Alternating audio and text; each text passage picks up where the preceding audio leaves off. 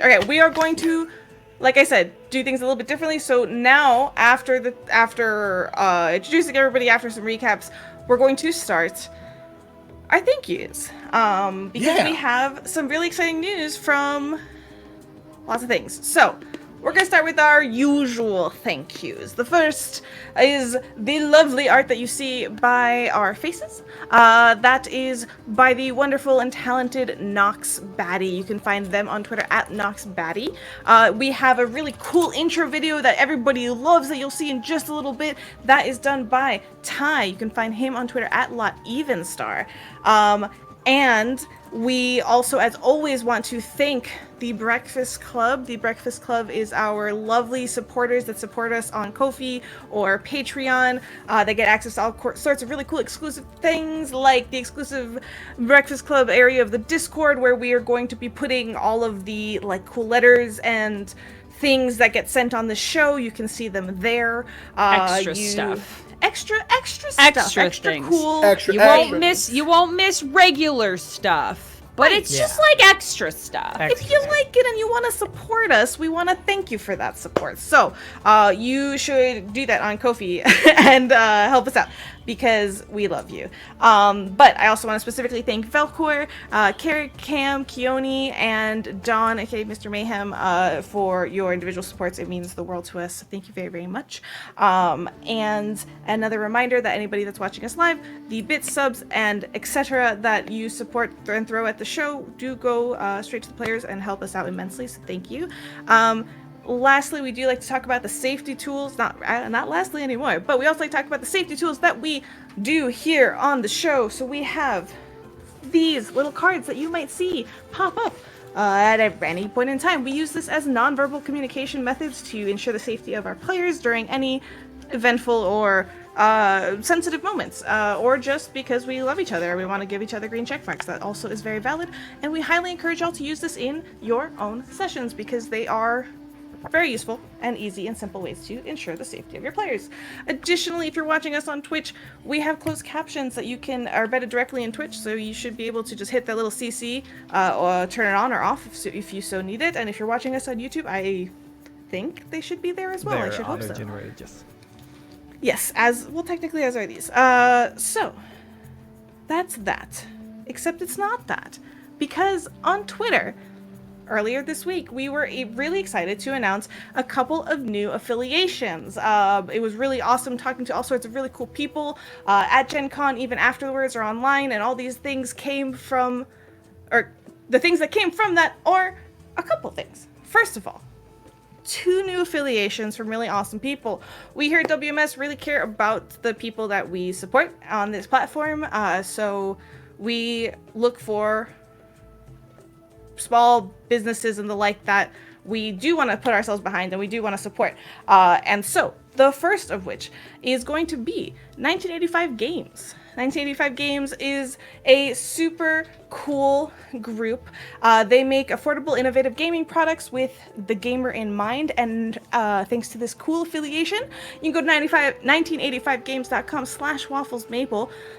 You'll get 10% off your entire order if you use code WafflesMaple at checkout. It will support us as well as them, so go check out some of the really cool things that they have, including, and I don't have one to show you just yet, but including the really cool, Maria, help me out here, what are they? Deck of Stories! Deck of Stories! It's really neat, y'all. It's a deck of cards, and if you're like me, who doesn't, I'm also affiliated, but this isn't about me. The deck of cards is really, really cool. It has a beginning, middle, and end plot points for stories that you can pick and choose on just one card, so you can have a full, coherent story, or you can just pick the little bit of it, and they got, booster packs that are like NPCs, and all that sort. So if you're like me and have a hard time getting that beginning and end, it's perfect. It's so good. It's really good. One of the things that we talked about was, honestly, you can flip through them and you can pick just one of them, and if that gives you the thread that you need to, take it and run with it, fantastic. But, if also similarly, Maria, if you're like me and your brain is everywhere and you're like, okay, I just need something to latch onto, they're super, super cool and super really useful. So go check them out and use code WafflesMaple if you are interested in maybe getting anything. And then second of all, the crafty... Nope. Yes. Yes. Sorry, y'all. The Crafty Gamer. And I'm going to grab things because I have product to show y'all. It's really exciting. Ew. The Crafty Maker is... Crafty Gamer, goodness, y'all. Makes... Words are great today. The Crafty Gamer makes aromas of adventure. They make really cool, beautifully scented candles, as well as a lot of other merchandise like laser engraved coasters and all their cool things for your gaming needs. They have I think 3 different sizes. This is That's the 16. 16, and then there is these other 2 sizes. Eight and a 4, I believe. 8 and a 4, so you can try out different things. So I'm gonna share it because they're so cool. This one is Forest of the Fae. They're hand-poured soy candles. This one has flowers, musk, amber, and moss, and it smells... I love my moss with a little extra musk in it. Heck yeah. Yes. It actually smells very good for like a background like smell. Like it's nice and like earthy and stuff. I think these are really cool as ways to inspire like settings and mood if you do play around the table as well. Like I just like candles, so this one I've been lighting like every day now since we've got them. Honestly, That one's amazing. If you're gonna use our code, go buy Archipelago. I'm getting there. Nope, So I this is Forest of the Fae, and then this one is Desert Oasis, because I'm not a huge like super sweet fan for smells. This one has agave, aloe, chrysanthemum, and patchouli, which is interesting. And this is yellow. Desert. They all have really cool like little descriptors as well. Okay, and then Waffles' favorite, Archipelago. This one has like a laser engraved top, which is super cool. Archipelago is citrus, honeydew, melon, violet, and oak moss. Those are the ones that we picked to go try out, and we're really happy with these. And I literally have been, like, you can see it in here. I've lit it like twice, and we've got it for 2 days now, and I've used it every night. So it's wonderful. Highly recommend them. So go check them out, and use code WafflesMapleSyrup for 10% off on their page. And I do believe they have a sale going on because they are opening up their very first retail location, Heck yeah. which is very exciting. Congratulations. Super congrats. Go check them out. They're super cool affiliations, and we're grateful for them for trusting us, and we are here to support each other, so go support them as well. And lastly, two lastlies. As always, we are Roll20 ambassadors. We're part of the Roll20 ambassador program. So the VTT of choice that we use for the Strength 1000 APs is Roll20, and it's been super helpful. You can get really cool packs that have everything laid out for you already, with all the locations and the enemies hidden on the layer that you need it to. Like literally everything is organized for you. It's been really useful for my prep for these sessions. And lastly, y'all, we have a brand new sponsor for this episode, which is really exciting. This is something that came relatively out of the blue relatively recently, and we're so excited, which is Eldritch Osiris Games. They are sponsoring this episode, as well as a couple more. You'll see them pop around. But I'm also super excited about what Eldritch Osiris is about. So let me tell you all a little bit about them, because they deserve all the cool thank yous. Eldritch Osiris Games is the first TTRPG workers co-op in history. Eldritch Osiris Games is built on the foundation of giving voices to creative authors who don't normally have a roadmap into the publishing industry. They push for as diverse set of voices in the company as they can, regardless of a person's identity. Part of the foundation is equality, with every person in the staff having a say on all important decisions the company makes. Being the first TTRPG co-op, they're here to set an example that a worker's equality is not only possible, but instead become the industry standard. Their products currently are focused on Pathfinder2e, and hey, we love Pathfinder2e, though they do have other kinds of products as well as maps, art, and Pathfinder 1st Edition. Most of their 2nd edition products are also on Foundry VTT supported, if anybody loves that, which we know y'all do. And they donate a portion of their profits each month to charity, and they're currently supporting Access Reproductive Care Southeast, which is hugely important, and we're so grateful for them to be willing to sponsor us, because all of that sounds amazing. Yes. So it's absolutely in line with the vision and partnership that we want to support with WMS. And so we do ask you, please go check out their site, go look at the cool supplements and 2e stuff that they have, as well as the maps and other cool things, and support them and tell them thank you. And hopefully this is the start of some cool stuff where you'll see them around a little bit more. Okay, it was really exciting. We have new sponsors and everything. So thank you all. And if any point you're like, yo, I want to sponsor this episode, hit us up. Let's go. All right. I think we're ready. I think Let's go! Enough. Let's hit that beautiful intro video. We'll catch you on the other side. See you in class. See you soon. See ya in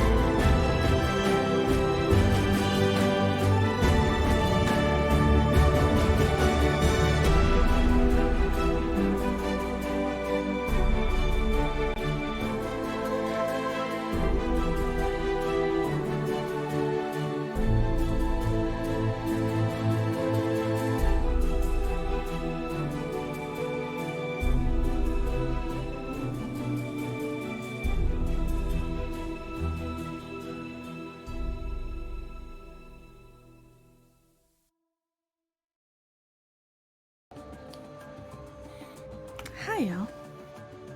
How's it hanging? Welcome to class. Bells rung. I don't know what I'm doing. Hold on. Ding dong, bing bong. Ding dong.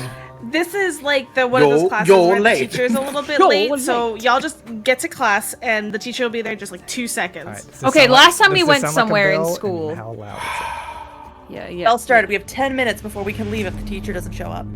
I mean, these are the rules. But I would also like to remind you, we're in a tree. We're in a tree. We're specifically in a room of the tree One that room to looks a rule them little. It's like what? There's Sus. one chair. It looks. It's like a little bit disheveled, but not like bad. And like we were like, oh, this is weird. And like Tal had walked away by themselves, and then Syrup was like, oh, there's the weird things moving, and other people saw it, but Tal was like, do do do do do. Thank you for that. Reaching down to pick up a book. So yes, so y'all have basically cleared this little dormitory turned library out. You guys were going through finding all the books that you needed to find, but there was one last room that needed to be checked. And so upon the whole group basically reconvening to be like, oh, let me look at this last little room, you entered, and Tal filtered in and was probably one of the first to go and just start bending down and flip through books and actually take a look at what's inside this room. With some perception checks that were rolled, I do believe, let's kind of take a look. I think I did bad. The nice thing about we've seen it.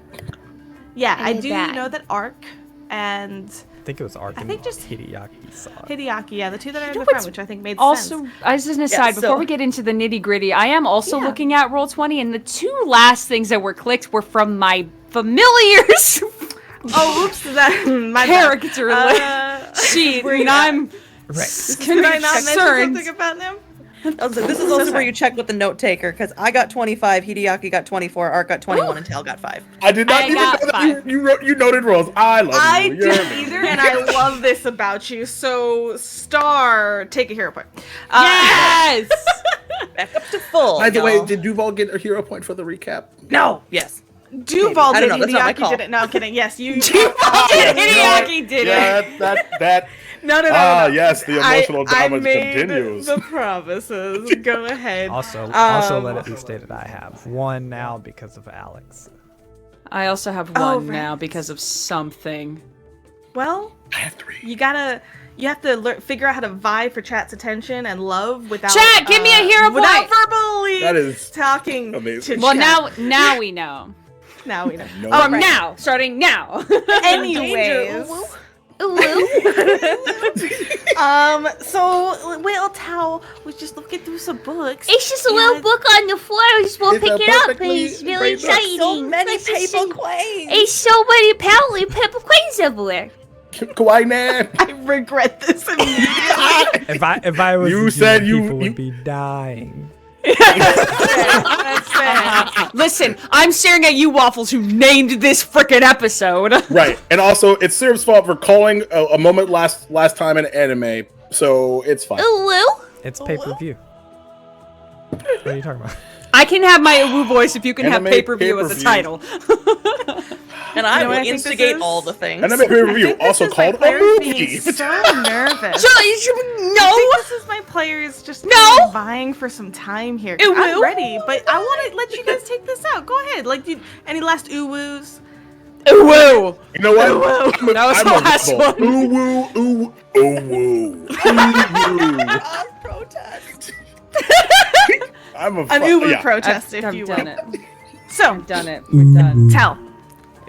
As Yes. I'm just gonna go, and Go. y'all Yeah, you can should either probably No, do it or we- not. just go. Stop you. Just go. Tell you lift up a book, and you flip over and you take a look at the cover. And as you do, out from underneath it, a piece of paper slips out. But you didn't move it. It suddenly slips out, and in the air in front of you, it folds itself into a paper crane. And the rest of you, those that had passed your perception checks, you see these 3 other paper crane. Yeah, words.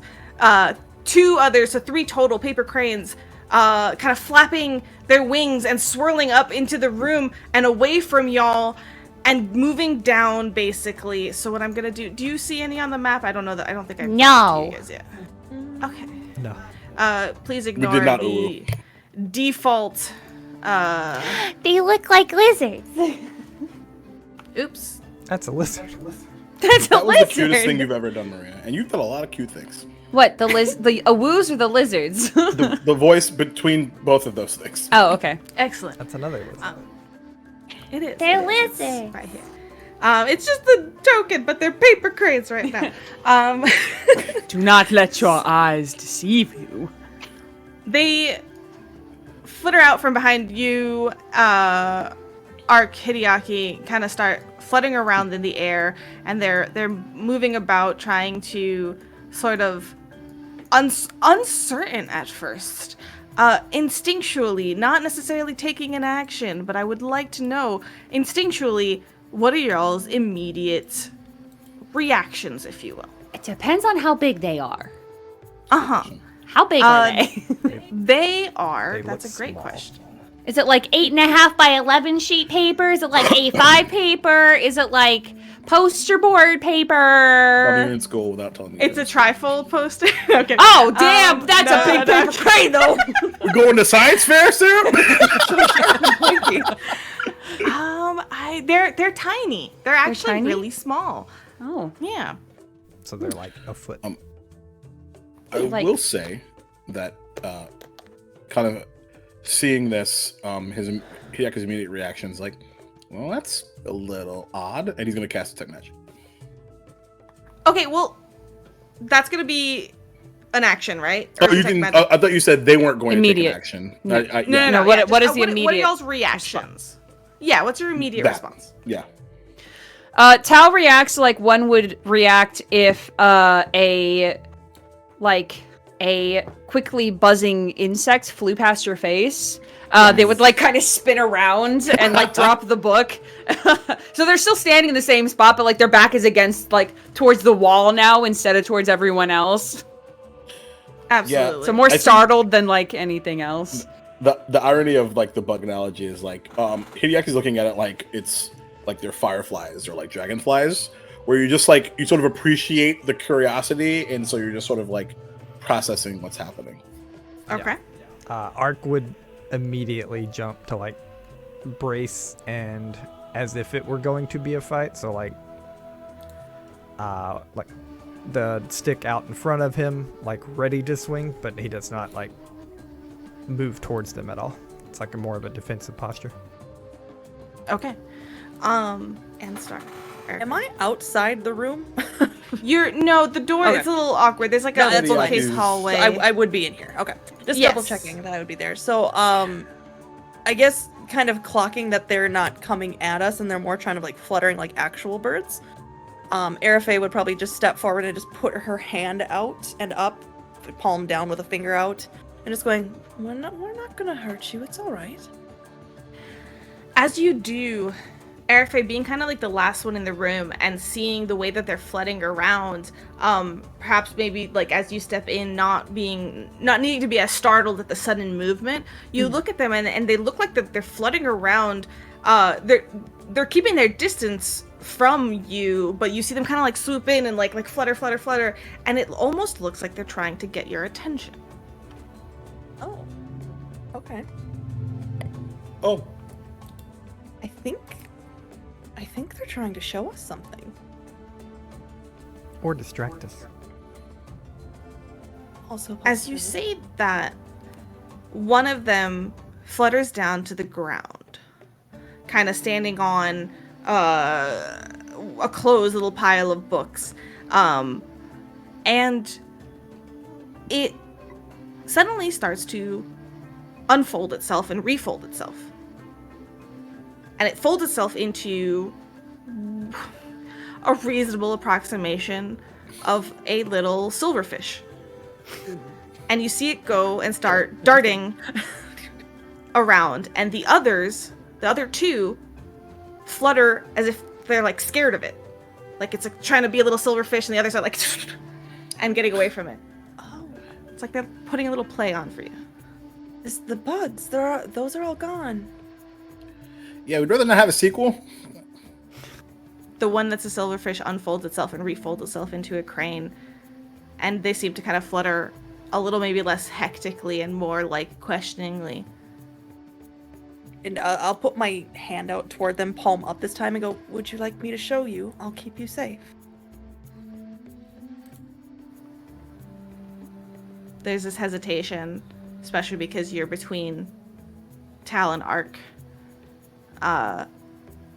And one of the ones kind of, you see them like flutter around each other, and then the one that turned into the little silverfish almost bravely flutters and lands on your hand. And the other two stay in the room. You guys want to stay with this one? I'll show. And I'll actually go back out if they want to do anything while I'm gone. And I'm just going to slowly go around the room and like peek in the doors and then show them inside the door. So I'll like back in first so they see me going in first. Ark is And I'm just see- going to bring them to each room. Okay, so as soon as you start kind of leaving the room, it in your hand like once again unfolds and refolds, and it's a weird feeling. It feels like paper, suddenly like folding itself into origami in your hand, and it takes the form of a little lizard like the one that you see in the picture. And as you start going towards the door, it darts up your hand and like kind of up behind your shoulder, kind of almost like hiding under your braid. Absolutely. You can hide and stay safe. I'm just Ark, going to you're show you that following? you are free. Ark, you said you were falling. Yeah, Ark begins to follow, and before like actually exiting the room, just mutters so everybody can hear. Buddy system, we stay together. You got it. Very smart. Ark keeping an eye on Arafe as they survey, and honestly, once you step out and into the main room where basically most of the bodies of the dead giant silverfish are and things like that, it almost immediately, like, you don't need to show it all the rooms. It almost kind of just, once again, you feel it fold and unfold. It goes back into a paper crane and starts kind of just gaining a little bit of confidence, like surveying for on its own. Lands back and kind of flaps a wing back towards the room. But as they're gone, the two that are staying in the room, is there anything in particular that you're looking to investigate? So the other two are like still a little ways away, right? Yeah, Like they're kind of like keeping back up distance? into the corner of the room, and they're still paper cranes. They seem to be hesitant. Okay. Tal's gonna take like the tiniest step forward and then like kind of crouch down in like flat-footed crouch, like kids do, and I was gonna like hold on to their knees and look up at the cranes and ask, "How long have you been here?" The two of them flutter for a second and then end up kind of like landing, one on your knee and the other kind of like on your arm. Now And that then she just kind knows what they are, she's less nervous. Absolutely. Scares me and freaking bugs. and they just sort of like flap their wings. I want to, the one that's on my knee, I want to try to do the same thing that I saw Arafe do and like hold out a hand for it. The other one comes like that's on your arm, actually, like kind of quickly, like, but as you do the movement, both kind of fly up again, it's for like a a second, Or like freeze. and they settle back down. One kind of like one in your palm, one on your wrist, sort of like they're staying close to each other, basically. I know you can't probably talk, but if you want, there's a way we can talk without talking. Is that okay? They flutter their wings. As you say that, Hideaki's gonna quietly also sit on the ground. Mm-hmm. You're doing great. They kind of sensing the movement. You see them kind of flutter, settle back down. He's This just little really bit, big. Sorry, It's okay. it's my fault. So don't worry about it. You're okay. You're okay. They can be trusted. What is Overnosa doing?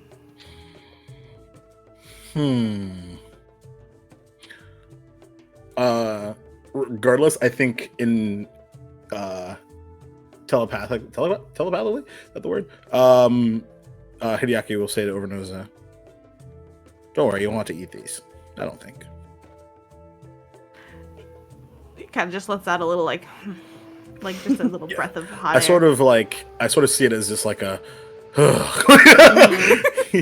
like I've always imagined him as like, you know, those dogs that like sigh and are just like, literally, why do you have to sigh? You have the What best tough fucking life. I life love are you you so living? much.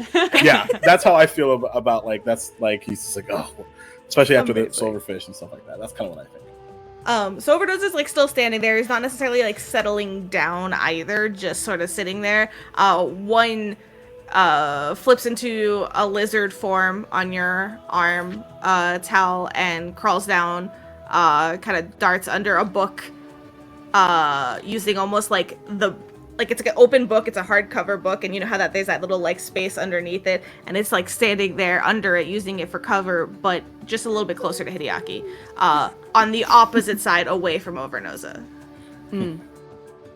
But you go ahead. The other I want to retcon and say that I had it on the back of my hand because it's gonna make this a whole lot easier.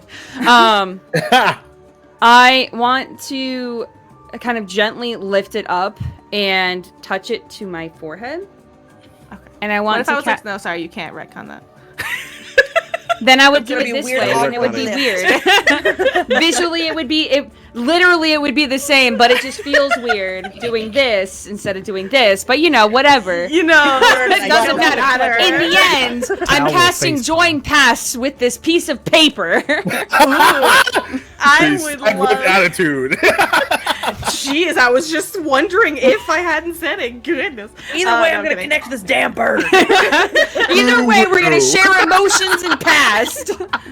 So Target 2 willing creatures. That's well, why I you know asked. what? Guess what? Is this not a creature? They're a creature. No, they totally. Well, I think so. Yeah, they're a creature. Creatures I Sure think are the hope most general category, so I believe so. He was a creature Basic, anyway if it's in not a this life. summon, it's a creature.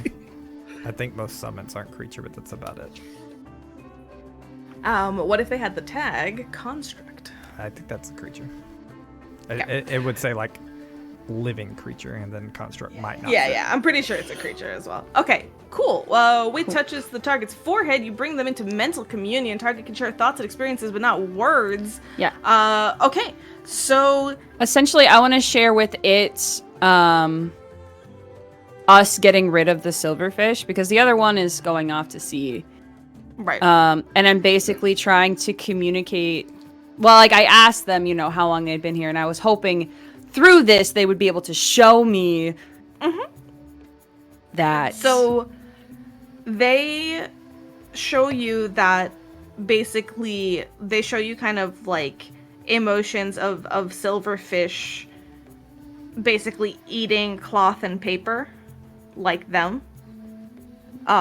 They show you like you feel fear, you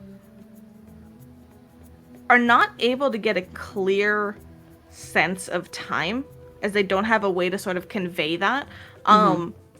But you see a lot of just them in this room, and it seems that probably they were just stuck here or hiding in here for fear of being eaten. Can I? But you do get like a lot of this room. So like a lot of moments of this room. And it makes you think that they've been here for quite a long time. Make me a perception check. Meanwhile, what was that, Waffles? I was just gonna ask something based on their spell, but we'll wait till the perception check. Okay. 14. 14. You're getting, let's see, this is can share thoughts and experiences. For them, this is sort of like taking again a construct's. They don't speak a language, so it's not like they think in any particular form or anything like that. But as you think and feel what this little what we've determined in the past, just in case you guys don't remember, they're called spell skeins. The creature. What these spell screens seem to be like showing, you catch perhaps a glimpse of this room looking a little bit different. Whether that's the books were placed somewhere else than they are right now, or maybe just the room being slightly different can mean a lot of things to you. And perhaps it can show you also a length of time. A sort of maybe, you know, like you can theorize what you would like from that. But they show you. So when you say that it looks different, because like everything so far has been like dusty and kind of in some places very moldy and moist, and like that sort of thing. From what I'm getting from them, is the difference that it is not that way, as if to infer it may have been in use. You regularly? could definitely infer that. Okay. Yeah. And Okay. as a reminder to everybody, when you walked into this room, just because I know it was a previous session, here there is a comfortable armchair with piles of books arranged around it. So more than likely someone might have used this armchair as a reading nook. There study is or plenty something, of yeah. dust and accumulation over these books and chairs, but perhaps after the library was abandoned, this was used. Okay, so a length of time, but not as long as like the abandonment of the entire place.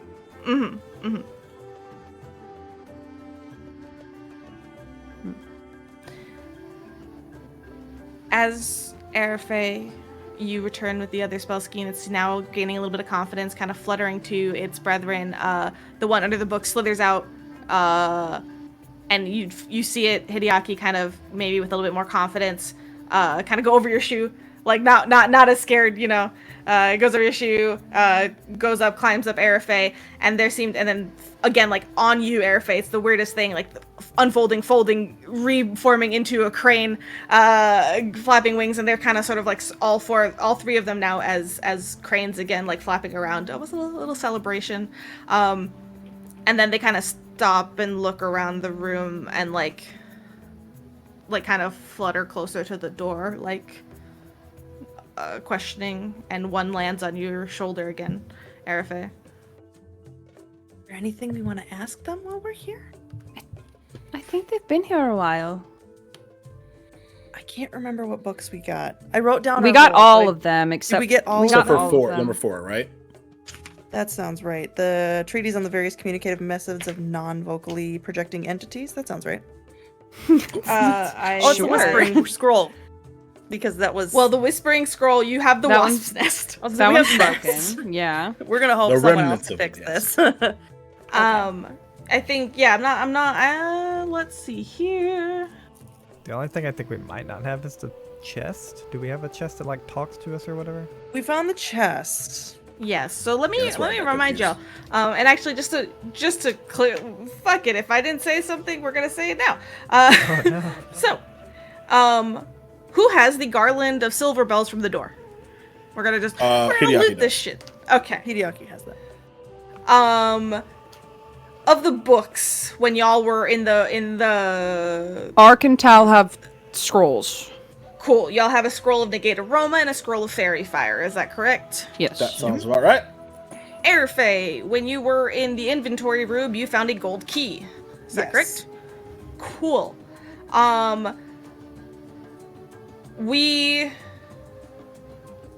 Let's see. Okay. You have not looked through this room yet. Correct. No. Nope. Just every We other got room. distracted. That should be most of it. Okay. Tal wants to look at the books that are on the floor, kind of like turning them over, you know, looking at the covers to see what in the world all these books are that are around this chair. Sure. You do. I'm not gonna make you roll for it. So Tal's looking around for the books. Mm-hmm. Anybody else wanting to look around everywhere? Ark wants to make a recall knowledge on these things. Absolutely. I will tell you in 2 seconds what that's going to be. And what about you, Hideaki? He's a little elsewhere for a second. And he says out loud as he kind of looks around. Go a long way since last time we've seen anything like this. True. And there was like Yes. a happy / melancholy sigh about that. And he looks around. Yeah, Is the it bad that last my time first you- thought was, yeah, Tal died. Yeah, that's what I was my about to gosh. say. Yes, That somebody was has the died since melancholy we portion last of saw it. Paper You nailed Frogs. it. And y'all look, and as you think back, Hideaki, like the frogs that had like attacked you before, like it was kind of like looking at it from a new light, looking at it from this light, from a you just were in actual infiltrated combat. their territory. Yeah. They were startled. That was Yeah. what that was, and they were like, "Oh," because you were looking through some stuff. So that's kind of looking at it that way. You're like, "Oh, okay, all right." Yeah. So that's It's that's a what little that sad. was. Yeah. Yeah. Arc, it's going to be, you could do either an Arcana or a crafting check.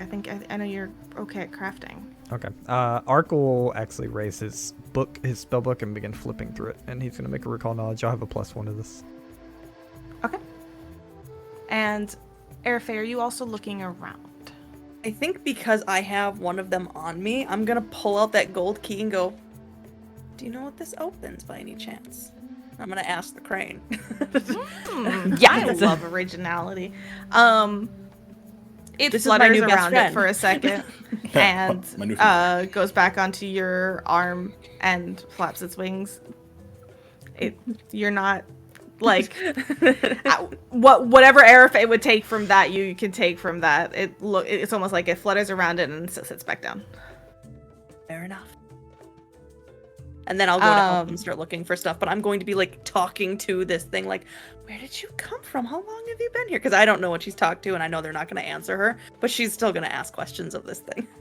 Perfect. And you, like, as everybody else starts moving around and looking through the room, Arafay, maybe you're kind of still at the entrance to like the little hallway to the room. And it's kind of funny if at any point anybody glances over, you will see all 3 of the spell skeins in some form or another on Arafay. And it seems to be like every time you look over, they're in like a different folded form. And I know I said they're small, but they would probably be the size of your, because they're tiny rather than small. Yeah, so they're, sure. I mean, they're probably like the full length of like a hand or something like that at any point in time. So they're, they're all over you. But they seem to just be hanging out. So. I got a 21. 21. All right, let's start with that. So spell skeins are like, as you think about it, it's actually something that you have read or heard of before, just probably not something you thought was like this. So magic in general is used for many purposes. You know this. Creating objects, summoning creatures, manipulating the elements. And usually when a ritual is cast, the outcome is the thing that you were trying to do. Sometimes magic takes unexpected turns and does unexpected things, or almost lands in unexpected places. Spell skeins are scraps of fabric and paper that are infused with magic and brought to life. Typically, they're made accidentally out of magical leakage from rituals, or occasionally intentionally created as like magical toys and things like that. But yeah, that's what you get. Okay. Art flipping through their book will be like, it's likely these things were made by accident, maybe with the ritual having not worked correctly with the bells and all of that. Kind of like a surge of magical energy, maybe? Yes, it would. Manipulated the papers. Yeah, jump to the papers, and I don't think they pose any harm, though. Yeah, No, as you they're think actually about really that, cute. spell skeins are rarely aggressive. Usually they're timid, Except for that one time. Yeah, we and most are just playful. oh no. Well, Are we the baddies? we were the baddies. We If we look back at episode 2, y'all, who started to fight? Hi, my name is Hideaki. My name is Probably Jacob wondering how I got Plick-Duval. here. My name is Jacob Plick-Duval, and I was the aggressor in that situation. They will have to defend themselves. Okay, so now looking around the room, let's check in with Tal. Tal, you start looking at the books. You see a couple things. The piles here seem to contain several books relating to the ruined city of Blood Salt.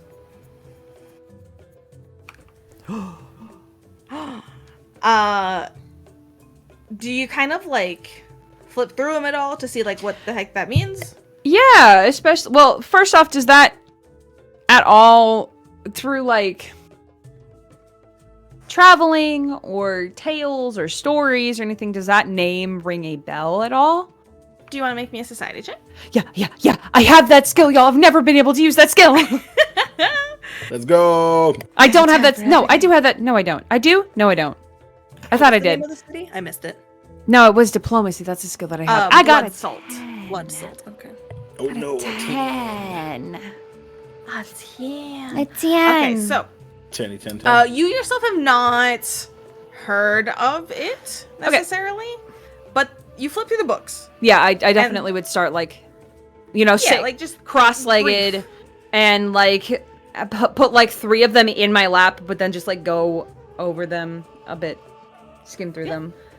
So you see basically like the gist of what you get from Blood Salt is that there's this ruined city whose inhabitants long vanished. And supposedly, the theory or the stories or the things that people say at this point, anyways, are that the long vanished inhabitants supposedly sprouted wings and flew away. That's mostly what you get. Now, Hideaki and...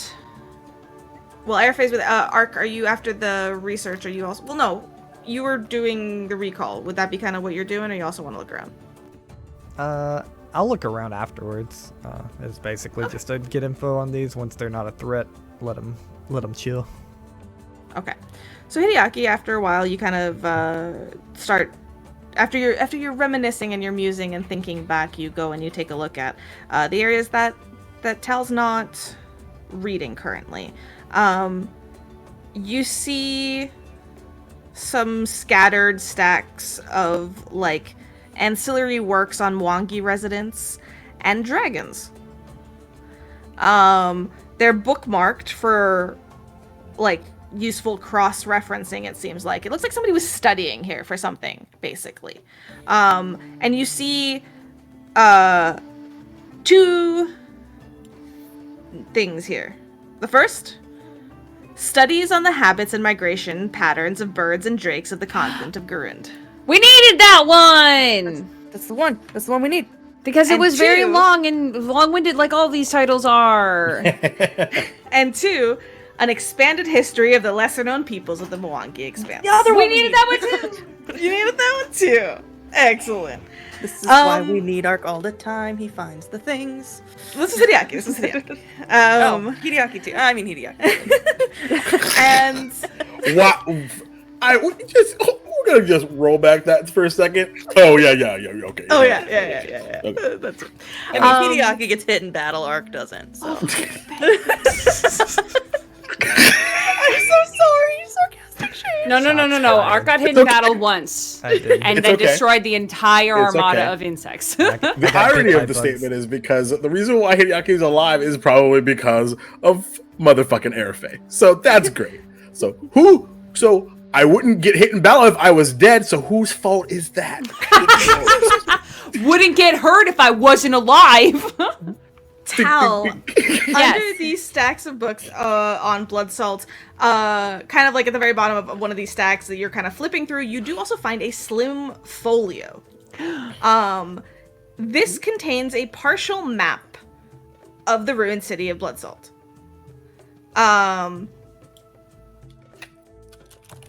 Whatever interest that is to you or not. Ark, after you're done investigating, kind of double checking that the spell schemes mean no harm, you take a look around and you actually notice something behind the armchair that Tal's almost sitting on the floor in front of.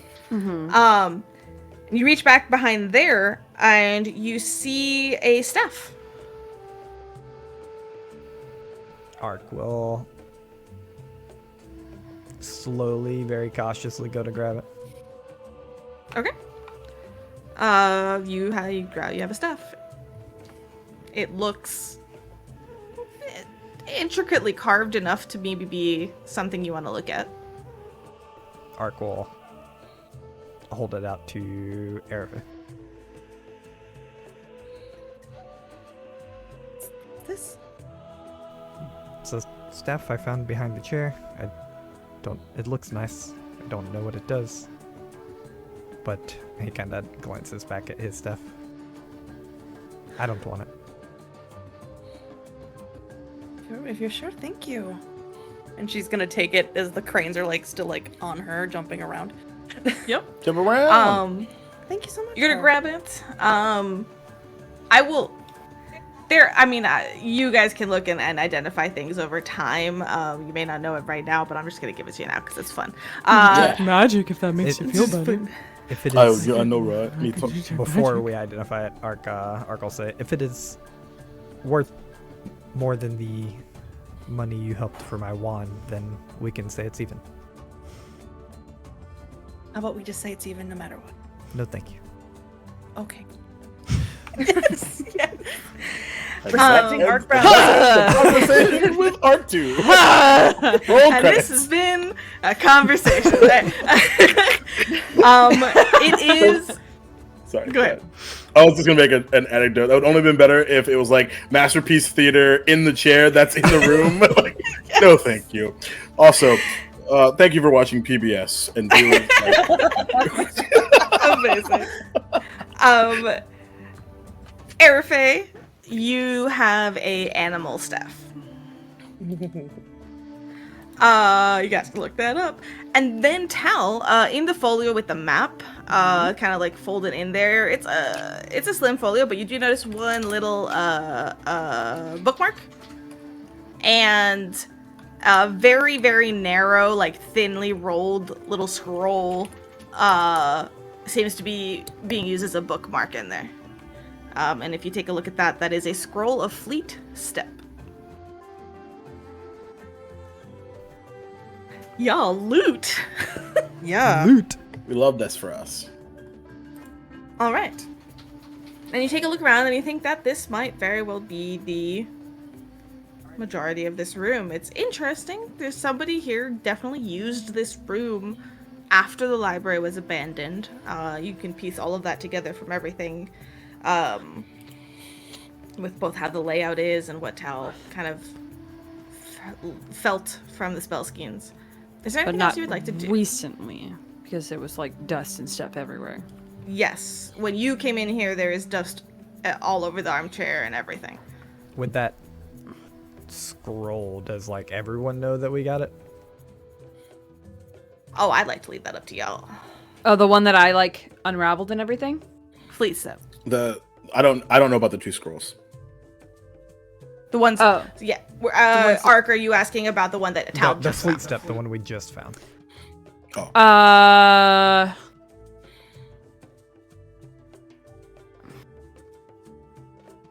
So, okay. I think that Tal is kind of getting used to seeing, like, spell scrolls and, like, things of that nature. Like, there probably were, like, spell scrolls that were used on occasion in the circus, but, like, they didn't really... They didn't bother about it. Spell, like, you've seen scrolls, but for spells For and stuff to be so Yeah. commonly found, that's definitely something you're adjusting to in a magic school. Yeah, so I think what it is like Tal like takes out this thing and like unrolls it, and it's just kind of like in my head it's like I know that this seems important, but I haven't studied enough to know exactly what makes a spell scroll, so it just kind of looks a little bit like paper. And because is Hideaki still right there? Like who's in the? We've kind of just been like wandering throughout the Because like actually when he found the books, he would have been like, found a couple more. We're looking pretty good. Okay, then if Hideaki was the closest, Tal would like hand it over to him and say, "Is this important?"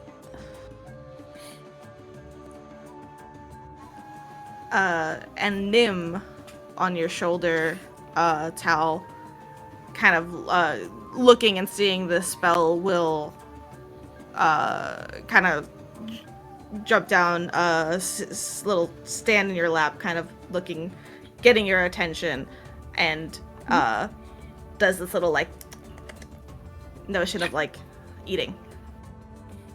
You want to eat it?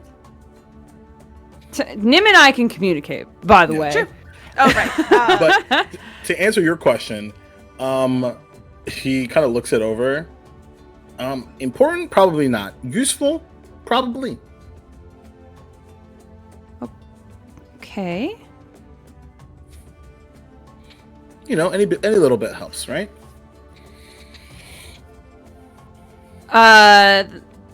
They'll like hold their hand out for it again.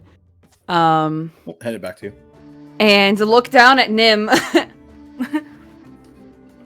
It just says, like very yeah, go ahead. they don't speak to you in your head, do they? This is a question. As everything that I can read here, it does not. I do not think that it is telepathic. Not it unless says you've you've taken the I there's a haven't thing that taken. you can do. Yeah. I haven't taken anything that makes it telepathic. You Unless it's in the base familiar You have a stats. connection, so you can Yeah. feel things with it. Kind of almost similar Yeah, I think that's how y'all to the been connection playing it you before. did with the spell scheme. Yeah. Yeah. So you feel from Nim a curiosity, a potential, and you feel a sort of like haven't like if Why you not? wanna like it like I Yeah. haven't done this before, but like that's a thing, just so you know. And Hand for it to Nim's grabby fingers. so for out of character, and this is kind of something that I feel like you'd be able to pull together, given the fact you're a witch and you know your yourself and your tradition.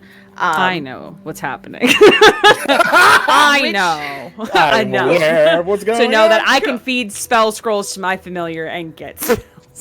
I know Cool. that this can happen. I know, right? That's actually So- really fucking cool. Here's Isn't a it cool thing to share with everybody. Your familiar can learn new spells independently of your patron. It can learn, hold on. It can learn any spell on your tradition's spell list by physically consuming a scroll that the spell in a process that takes about an hour. So you know that it's like a more of a process and something to do right Just now. a little nibble as you ride on my shoulder. However, I do believe your tradition is a cult. Yes. And I do believe that this fleet step is primal and arcane. So Okay. unfortunately, That's fine. Those me, I was wrong. I'm That's sorry. okay. You know what? It's okay. Fun You're fact, learning. if you ever take the next step in your druid tradition, because you've got the first one already, you went druid, right? No. No. I think I'm the only They one went that went wizard. druid. Because I'm Oh, not smart okay. enough to be a wizard. Yeah. Well, if you take the next step in your wizard tradition, then you'll have access to arcane spells. So. Oh, heck yeah.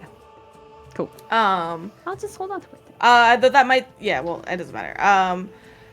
So it kind of looks at it and then it just kind of like scrunches its little nose. Oh. Okay. It drops it. I'll pick it back up. Is it that like little chinchilla that they're trying to get to hold sticks? No. No, it drops it. I don't want it. I want sushi. This is not a carrot. I was like, oh, this is a great way to introduce this. No, I'm a liar. That's okay. You're pretty though, Anyways. so it's okay. All of that happened exactly with fairy fire. Yes, that. Perfect. Fixed. Anyways, so y'all are here. You have, I believe now, most of the books. Oh, I did forget one thing. Yeah, we're gonna see Hideaki, before. Hi. seeing Ark pull a staff from kind of like leaning from behind the couch, you noted that, and Overnoza kind of wanders over and peeks kind of like, well, what else is behind this little like armchair? And you feel from Overnoza a where is it? I lost it. 1 second. You got lost behind the armchair. It's Hideaki's dignity. We found it, everyone. Ah, A bracelet. I thought of Tal dashing. had that. Fucking egg. surprise. It's a little bracelet. Overnoza spots a little bracelet. Now that is my majority of my inventory. Enjoy. Yay! Spin it around, probably slightly carelessly. You think you missed a spot? Oh, to art. Yeah. Art, Waffles is busy giving everybody the Nethys links to these items. Just saying. Art glances back and looks at it and gives a small nod. That's it. Also, for Waffles' knowledge, yeah, this staff well pays back. What I Yeah, that's gave pretty you. good. Holy moly. Ooh. Animals. He's good. Sir, do I detect magics from this thing? Yeah, you do. And like I said, I'm just gonna tell you, it is a bracelet of dashing. Oh, love you know, dashing. perhaps a Just lovely little gift for dashing, your acrobatic darling, friend. Oh, I was totally the runway. Maybe. I don't know what to do about that. Ignacio, Jangling Oh, boy. silvery bracelet, making you lighter on your feet, giving you a +1 item bonus to acrobatic checks. your acrobatic friend Ignacio. No. Yeah. Make him run away from you Can you tell faster. who's shipping some of the shippers? Unfortunately for all of you, I have some bad news. The minute he figures out what this is, he's going to say, "Hey, Tal, Mhm. do you have room for bracelets, or is it like one of those things where you can only do like one on like each arm?" Because I know some people are like that. I hold up my arms, and you see there's at least a dozen total I in thought various so. states, is like upper arms and like wrists. Hideaki, I jingle when I walk. That was really good, by the way. That was really good. I really like that one. I didn't think it would be a problem. Catch. Oh. Now look at it. Is it pretty? Yeah. Totes. Yep. It is cool. now. I want to. Hot minute since I've heard totes. Totes It my only goats. would have been better if you would have said totes my It's- goats. Right. It's ready. It is a little jingly charm bracelet. Oh, There you go. Great. What's the charm? Bells on it. I think Bells. that's like worthy of a Bells? clip on its own. Oh God! That's Oh what God! all My of you. stealth is already bad, y'all. No, it doesn't. It doesn't affect that. Okay, because I wanted. My head immediately was like, oh, I mean, Tal has small arms. It would be large enough to fit like around like their upper arm, casually near wherever that symbol is that's now in their fur. Oh, perfect. So two things with this, by the way. Automatically have a +1 item bonus to acrobatics, but you also can activate it for speed bonuses and cool stuff. Well, y'all heard what they got. One. Look it up. There's a lot of cool stuff there. But with that, is there anything else y'all would like to do before you gather your things and head out? One last query of Hideaki's. A query, we like this. A So rock. I know that they were thinking about, well, because based off of they were motioning out and out. Do you want to come back with us to the school, or do you want to just go about your day wherever else in the world you want to go? Kind of like talking to the spell guys. I kind of flutter around, settle back on Arafe. You get the sense that, like, they'll do whatever. Like, you guys can rehome them if you would like. 100%. I already So it's like, they're I mine. don't think you understand. They're I've mine. They already get to named live. them. They get to live in. You've already they get to named live in them. What is your names? Airface's This What is is it? waffles, this is syrup, and this is peanut butter. Where is Maple? Where is Where's Maple? Maple? We Maple. don't I talk about Maple. love you, Star, for naming the third one peanut butter. I'm so angry. It's I angry know that's Deacon hilarious. Duval real mom now. Because I saw you like thought about it for a second, and I was like, no betrayal. You are full up on hero points, right? I am. I Amazing. want to give Donate you it. another one. Oh, if you could- if you could I have will one. donate it to Ooh, roll the Waffles. dice. Yes. Amazing. Amazing. I All roll right. the dice. Heads or tails. Let's go. But I will say, considering the lack of reaction, I think he'll say, or hang out with Arafe. That's totally cool too. She's pretty cool. I am. All right, you guys head out with your piles of books, maybe repurposing a crate. Reminder, you can. There's that one room that has the academic, like, just supplies, like you can refill papers and things like that. Do with that what you will. And you head out. As you head out, the one last thing, Tal and all of you see as you exit. The door is still open to the front of the tree stump.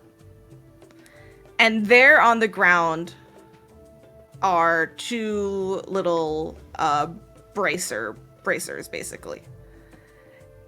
You see, like, underbrush, like pushed away in a specific direction, and you actually can see probably that is maybe where the Scrits had ran in that direction.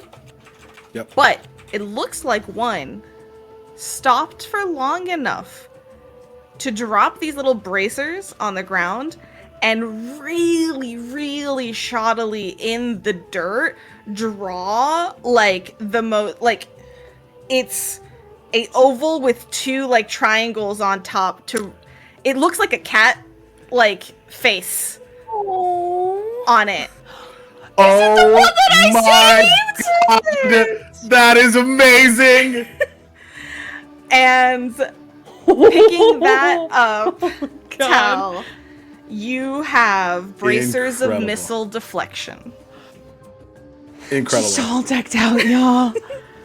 Yo. I have to figure out how want y'all those to work with my know- bracelets. These bracelets are turning into anklets real fast, y'all. Straight up. Gang, gang, Straight up, boom. 100%. Incredible. These were on the scrits. There was one on each scrit in here, and because you let them go, just the way it rolled out, I was like, "This is perfect." So, yes, Okay, running out of treasure that's stickers. the last magic. I'm gonna item. cry.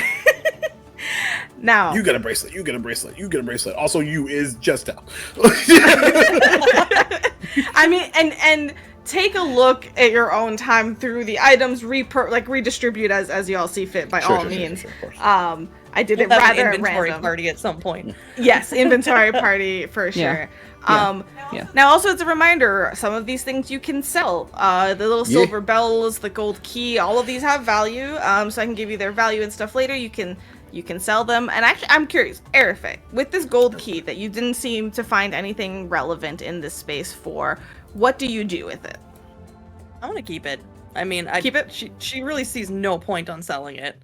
It doesn't even cross No. her mind at this point. Perfect. Okay. If it's magical, Y'all I would know, return by to- the way. That's true. Correct. Is it magical? Does it glow? Ooh. No, it doesn't. Fucking super sus. So you guys return to Teacher Ott with all these things? Yeah, on the way back though, Erife is just gonna kinda just step back a little bit so she can just kinda get a little bit of a one-on-one with Ark. Mostly just because she knows he's probably not going to want to talk about out loud very much because of, just how Ark is. And she's just going to say, I want to check, are you okay? When that loud noise happened, you kind of had a reaction to that, and I just wanted to make sure you were okay. Yes, I am fine. Okay. We just want to take care of you. You take care of us. I appreciate it. I was not fine Thank you at the for this. time. I am fine now. Okay. Just want to make sure we can take care of you. This staff is awesome. And it's like, from what I read, y'all, it's like got animal and monster heads carved on the top. So I am all over this. I will let you. So animal staffs can have, all those kinds of carved like heads on there. I will let you. I like letting people describe their aesthetics. So it could have just one animal head on there. It could have a whole bunch of things. Whatever the owner sees. I always imagine I it will like have- some of those like the old school totem poles, except like it's got a small staff part at the bottom, and then it's just got intricate carvings all the way up it. I like that. That's cool. I like that. I was like, I'm imagining the Disney animal park tree, Yeah. but I think I like the totem pole better. I take that. Awesome. All right. Okay. So you head back to Teacher Ott with these things in tow. I can sort of do this as a very general view unless somebody has something very particular they would like to yell at Teacher Ott. Duval, just checking. Me? You always need to have something in Okay. the chamber. Lovingly call out Duval Day. No, I'm kidding. This is literally. You know what? I demand the episode title to be changed at this point. Something that you all would have seen is there's actually been the entire kind of trek back. He's had a bit of a smile on his face the whole way through, and he will not knock. He will if the door is unlocked, in true Hideaki fashion,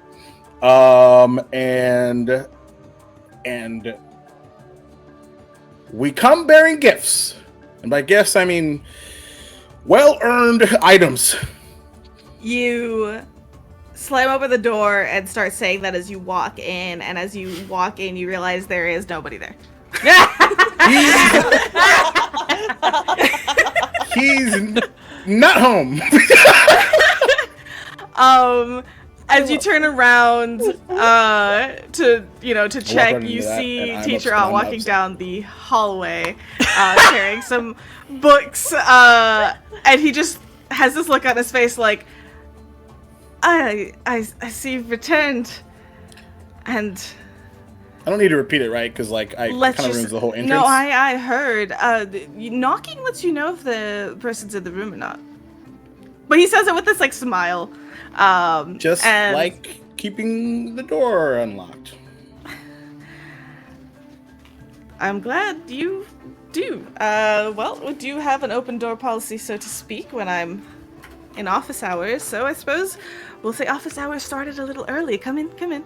And kind of ushers you all in and starts taking a look. He'll go in last. He will make a point to wave everyone in and be last. Perfect. And he looks through all your stuff. He seems a little disappointed that there's missing book 4 of his list. Which, if I recall, is actually, let's see. That's the astral moaning plane one, scroll. right? Yeah. No. That's the Oh no, The world- it just wasn't there. It just was Yeah. literally gone. The World Between Worlds, Exploring the That's what it was. Planes and Demi-Planes, Volume 4 was the only one that he was actually asking for. Right. you have a different So he looks through it, is like sighs and just like, oh, I suppose. And you looked everywhere for this one. Did we go back Yeah. in that room and check for it? You did. Okay. You did. Yeah, we So what you did is like you had one of those books, and then when you went back, you found basically the other. You did like a very thorough check, found all the other ones except for 4. We found 1, 3, 5, and 6. Exactly. Then yes, we did look everywhere. Indeed. Um. Noting his disappointment, Hideaki would make a point to say, I mean, considering what we found in there, it's possible that it was simply just taken before we got there. Or eaten. Or eaten. Or sludged. Well, Or that's- inked. That's Lots of options, actually. Now that I think about it. fair. And that's all right. You guys have returned with almost everything. That's actually rather impressive. I'm glad that they were there. We put the books down and then a hornet's nest. Oh, and he's like, By the way, And then that- 3 paper cranes fly out from behind you in like Whispers like a a hornet 3-star over here. formation. they go like ta-da around the pile. And Ark's like, oh. RFA has a brand new staff and Tal's jingling more. I look like Sure he I notices. look like a Druid Disney princess. Amazing. No, this is not quite a scroll anymore. And he kind of starts looking at the wasp nests. It being doubly destroyed. It's not the fact that it's part of the wasp nest. It's the fact that the ink was eaten by the scrits, which in and of itself is magical. Makes him kind of sigh, and he puts it down on the side of his on the floor to the side of his desk, and he's just like, I don't know if much can be done with that, but I will take a look. Thank you all. I thought it Very might much. be helpful since it still makes sounds. True. Like I said, I'll take a look to see if there's any restoration capabilities, but it's all right. Like I said, you guys did very well. Thank you all very much. Another perquisite mission accomplished. You guys are doing very well. What do you think you're going to do about, well, or rather, now that it's sort of, in a way, I guess, reclaimed, what are you going to do with the library? Oh, I'll be honest. I don't have any plans to do anything with it. It's more on the school's administration than my own personal. I was just looking for these books. There's a lot of books still in there. Yes, I will let the Archon Library know, see if there's any cross-referencing or books they would to take from there. But thank you for clearing it out. I'm sure it'll get found with some use.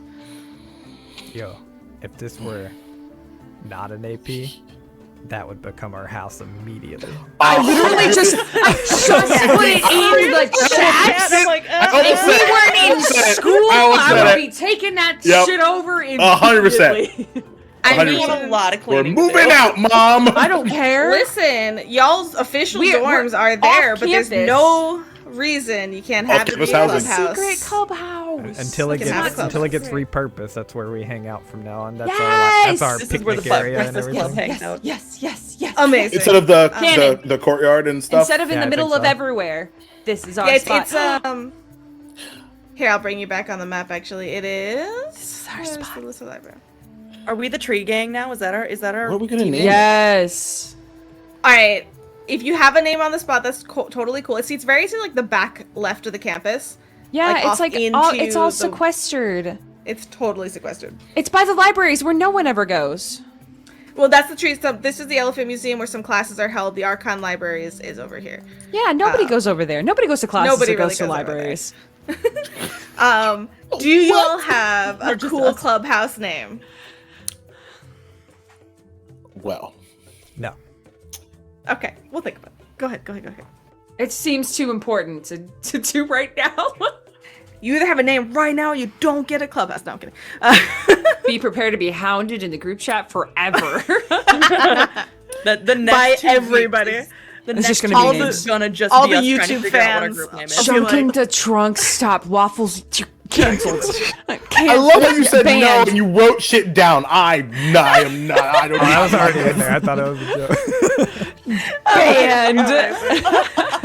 So good. All right. I didn't even consider y'all would repurpose this little library, and I Excellent. actually Well, now love it's like a Um, lost kitten. It's ours now. It's It is yours ours. now. Yeah, we're Perfect. taking it. We're taking this. Okay. Use it under the guise of we'll category all the books. Yeah. Yeah. Just take us ages Yeah, and we'll never you know what, do it. teacher? We'll take care You're of it. We Yeah. got So this. I will say that like he's like, well, I have no purposes to. I'll probably let the administration know. Can we use that it? Beat me to it. I was actually going to ask. research purposes?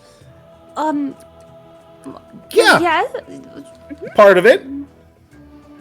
and a place that we can. I will Study kind of or- like cuts you off just a little bit, like on purpose, and he just is like, I will say that you are doing a personal project to upkeep the campus grounds and organize however long that might take you.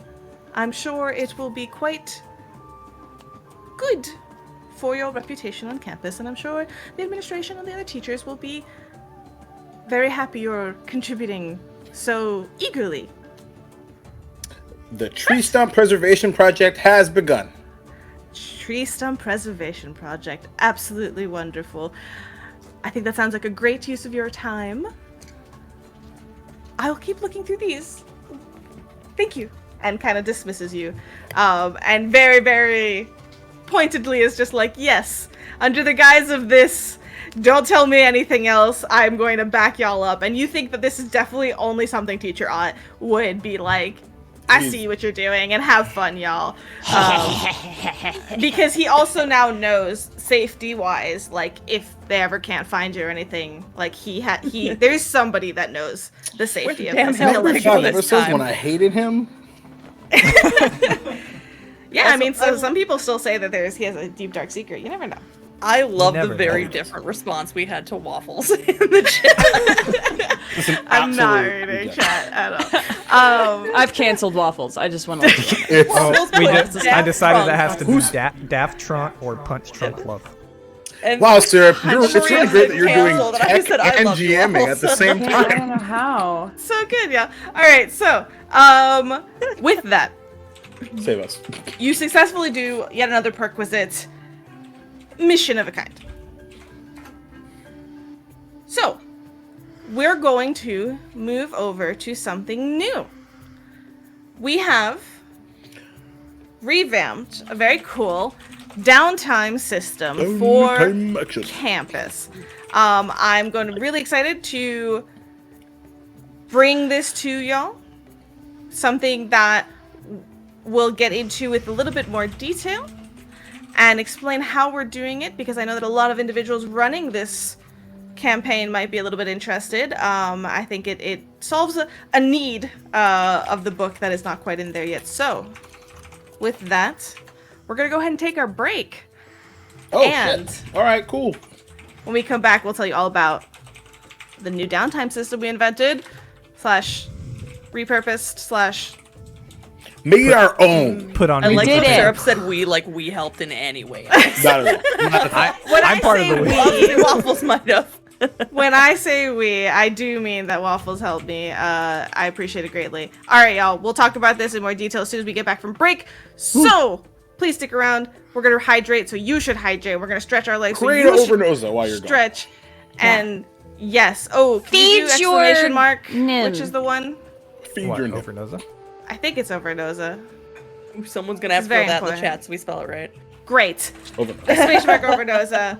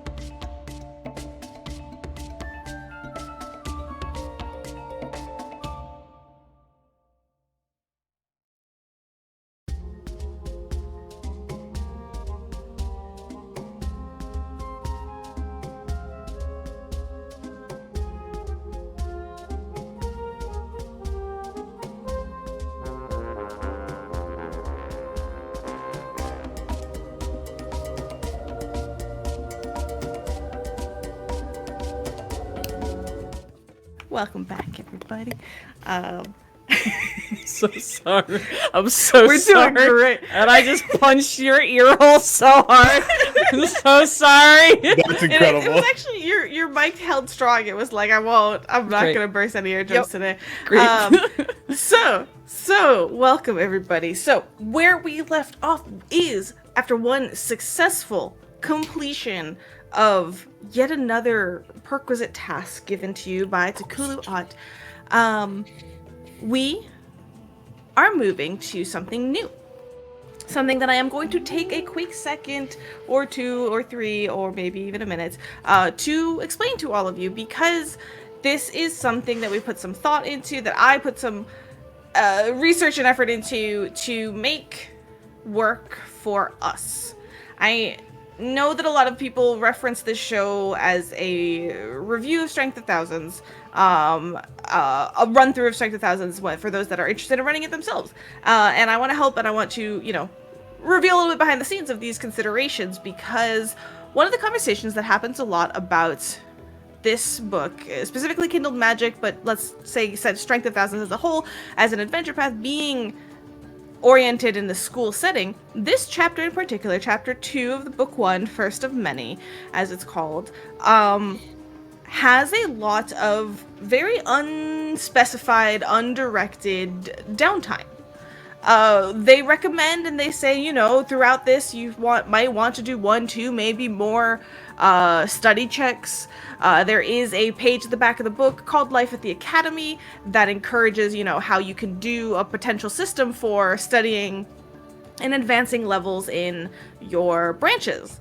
And in the discussions, as I kind of look around on Reddit and some of the other things, there's different takes on how to make school life feel more fulfilling. And I completely agree that there is that piece that's missing that I want to fulfill and embody, because we're such an amazing roleplay heavy group that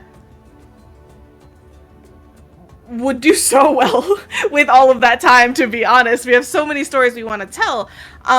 But in how we've done it so far, I noticed a little bit of an imbalance. I was like, because I don't want it to be so like, you know, concrete and so like, okay, what are the actions that you're doing? I want roleplay. I want the cool stories that we've been telling.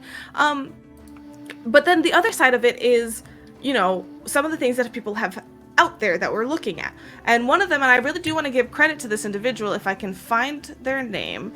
And if not, I will find it later and post it.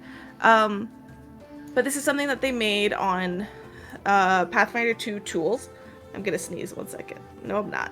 Just Do kidding. it. Okay. Achoo! It's one of those like, okay.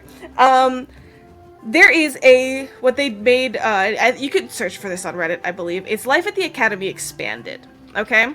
They call it Schools Out Player Section, and it is in depth. Okay, they made a whole subsystem about college life, about weekly activities, about things you could do, about locations. It is a lot, and it's fascinating and really cool. And for those that play Pathfinder2e in a way akin to more the way maybe Pathfinder Society runs things with a little bit more detail, this might be perfect for you.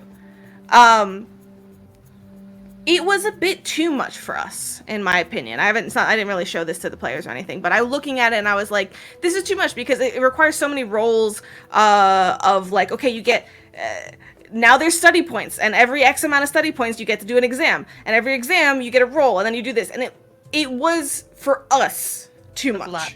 It's a lot. It's a lot. And there's like 4 or 5 other of these like They're types like of scores club and things like that points you and all track. kinds of stuff, or social points. Social points. Listen, it's a lot. And I'm not here to put numbers in that sense on roleplay between getting closer to NPCs and things like that. So we used this as an idea, saying this is a really cool thing that this person did. We appreciate it. And now we're going to make it work for us. And so for anybody that's looking for a little bit of a middle ground between complete no direction and a lot of direction, we're going to bring you this. And this is something that Waffles has started helping me put together in the scribe tool. So I will, once we're finishing it and polishing it in the way it looks, I will post somewhere. I haven't figured out where. It's probably going to be in the Discord. So if that's something that's interesting to you, go find the WafflesMapleSyrup Discord. And I might even put it on Reddit. I haven't fully decided. But it's going to be out here. So let's jump into it as a little bit of an I explanation. have to do cool formatting stuff. And I appreciate you. Okay. So, now to find my one. Where did it go? Where did it go? Which way did he go, George? Which way did he go? I don't know. Went that I kinda away. lost it. Oh, no, I didn't. I found it. Just kidding. Okay. Academic downtime, y'all. There is a lot, and this is a paragraph I totally took just from the other person, so credit for this paragraph does not come to me. There's a lot more to school, life, than studying. There's also plenty of play, work, and socialization. It's up to you to use the time you're not studying to broaden your horizons and deepen your relationships. Yep. Relations. Relationships. Not to mention the decisions you make outside the classroom can also impact your life inside it and when you're out in the field on an assignment. So, here's how we're running what we're calling the system of academic downtime. There is rules in Pathfinder2e for downtime specifically. We're calling this academic downtime because it's our own thing. You're going to start by picking either studying or cramming. So the two study cram that exist in Life in the Academy in your books. The players are going to pick. Every stint of academic downtime for us is going to be 2 weeks. Ish. Broke it down to a bit more bite-sized, but not too little time, not too much time. You can put as many of these as you want in there. You can make it 4 weeks for your do what fits best for your table always. For us, it's gonna be kind of like 2 weeks-ish, quote-unquote, because we're, again, hand-waving timey-wimey soup. It's as it's going to be, but 2 weeks for us. So you pick study or cram throughout these 2 week stints. You pick only once for every 2 weeks. Then you go to weekly activities, okay? So, weekly activities, 1 per week. You get to do one thing for 1 week, you get to do something else for the other week. However, if you chose to cram instead of study, that means that one of your weekly activities is used up because you're cramming. And so that was our way of making it kind of worth something here.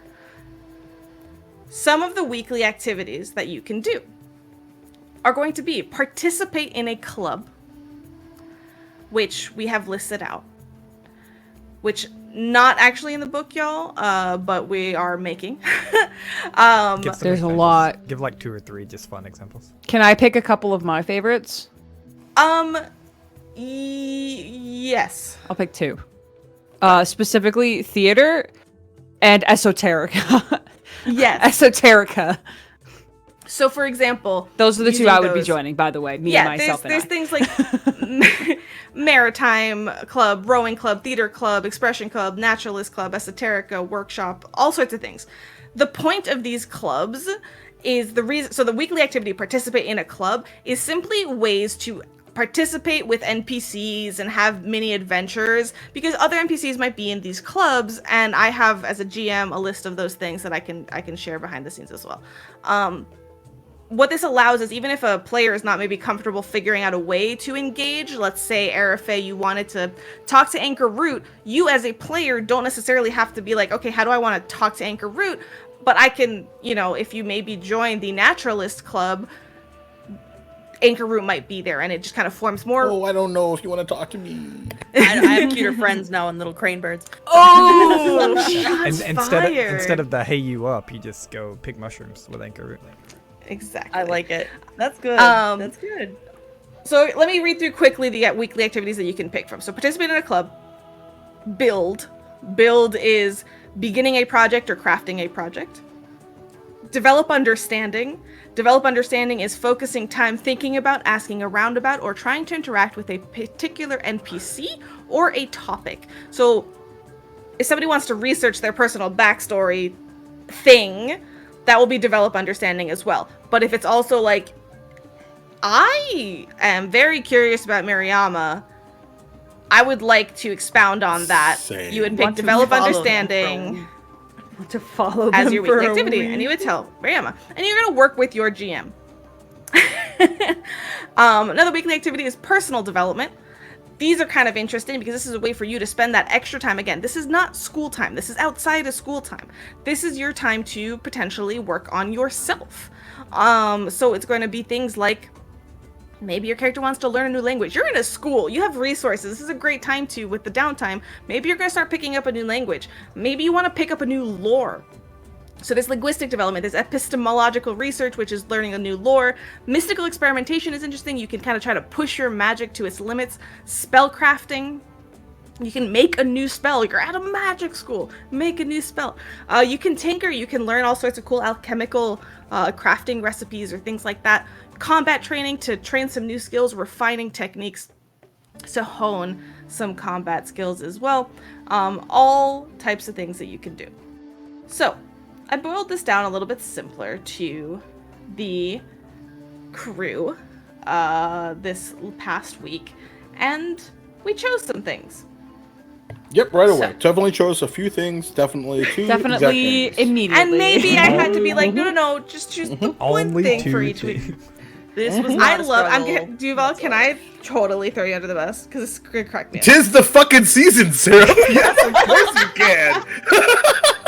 I want to Get start on this this off with, bike I train. absolutely love Duval, and it was so much fun because I was like, all right, everybody, are you studying or are you cramming? All right, what are the 2 weekly activities you're choosing?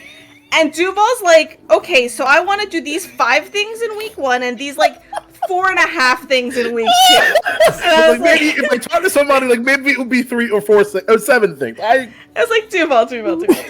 One thing. And he's like, oh, okay, my bad. You're right. Here's This is why you talk to your 2 things that I want to do in 1 week instead. And I'm like, that's still more than 1 thing. He's the And that nega other thing bender. is You want me to pick something one? we're gonna do later. The one thing you chose is the thing we're gonna do later. No, it's totally fine. We're making it I'm right. not good So- at choosing things. This is I want a it very, very broad scale way to slightly organize your downtime. And as you're going to see, obviously right now we took a little bit of this episode, this session to share this with y'all. And I appreciate your patience. We're going to get to the story real quick. I maybe we'll do like a separate talk thing about it, and I can explain it all in detail. But the point is that now I can organize and kind of keep everybody's screen, like everybody has like the scenes that are very pointed to themselves or together, and you guys can still absolutely have scenes together, and it keeps everybody organized and not one person doing 5 things in a downtime for one person's one, and no player feels like, oh, I didn't do the thing that I wanted to do. It just organizes things a little bit.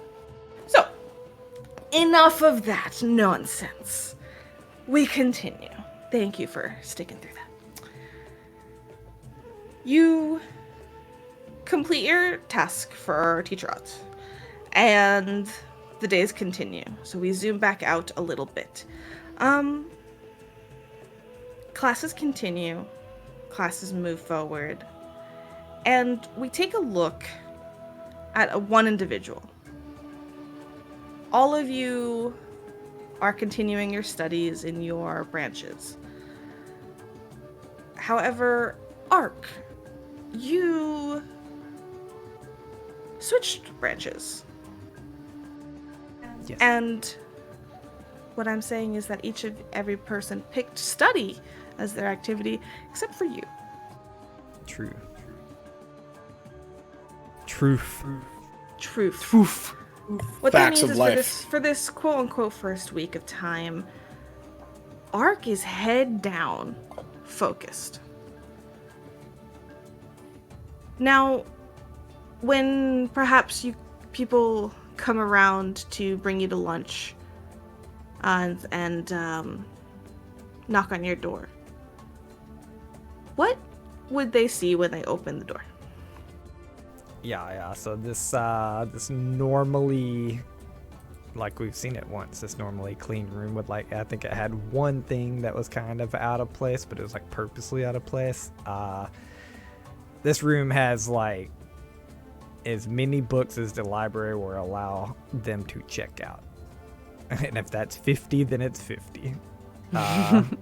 And matching the number of that books is a number of notebooks that Ark has also been writing in, just constantly going, and another stack.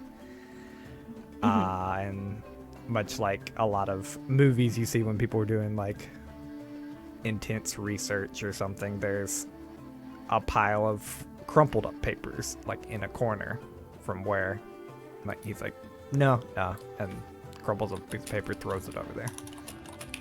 Okay. The books, you have a bookshelf in your room, and some of those books have been like taken down because you're using them. In the empty spaces, some of the like crumpled up pieces of paper have been kind of found wedged in there, and then there's one little space in your room that you cleared for practice, like a actualization practice magic of like, okay, let me apply some of these things that I'm learning.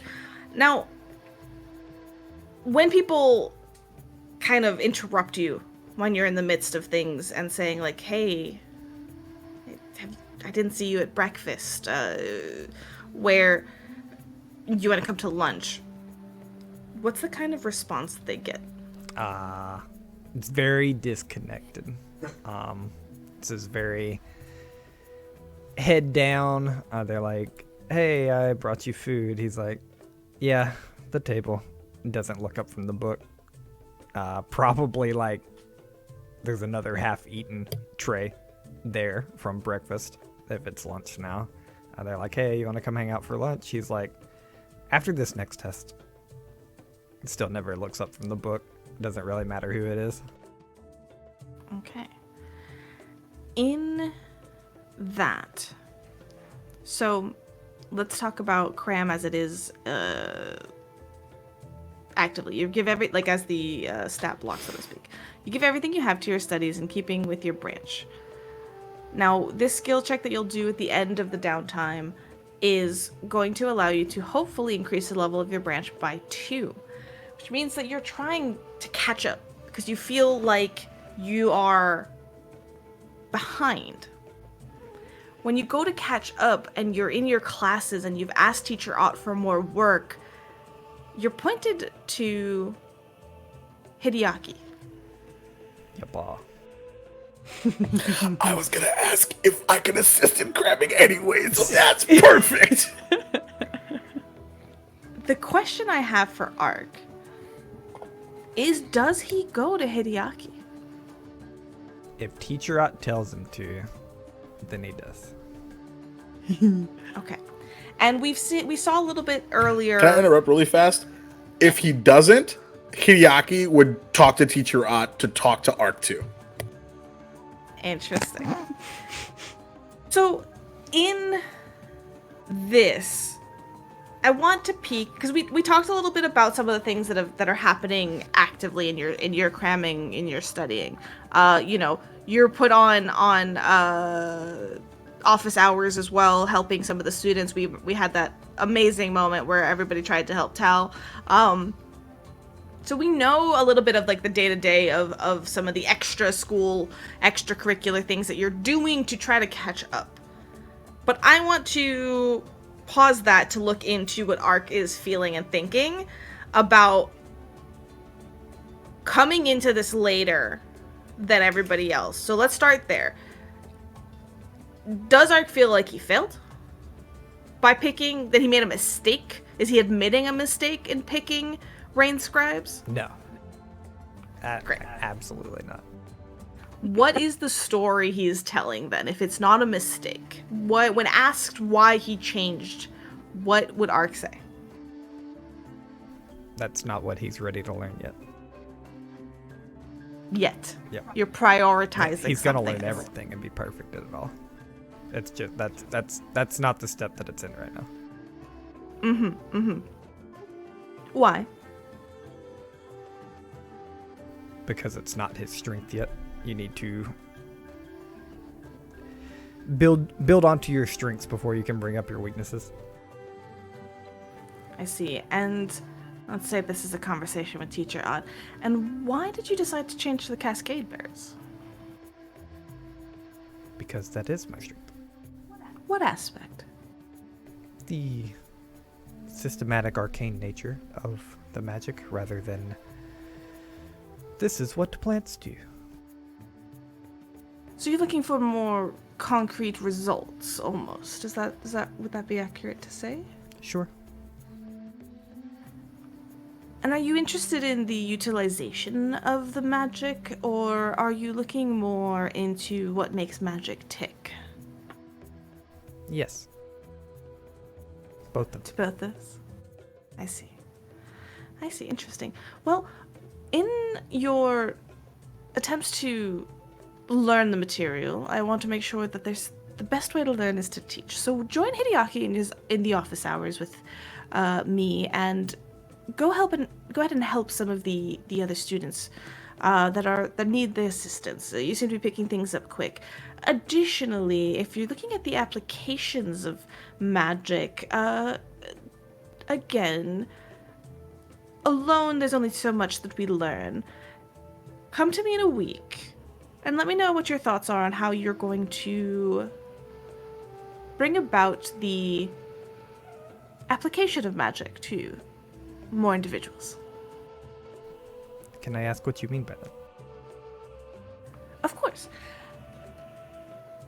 You are interested in the making of magic. What makes magic tick is what I said earlier. And so in the classes we've been learning, and we've had some classes on runes and the fundamentals of magic. And in the application of magic is a very different thing. And especially from your experiences, you've shown a finesse, from what I hear, in the application. How would you, if when I go to office hours, I have you help teach the fundamentals of magic, how would you go about teaching the application of magic? In a useful, utilitarian way that you have found some use to. And I should bring that to you in a week, if I have the answer now.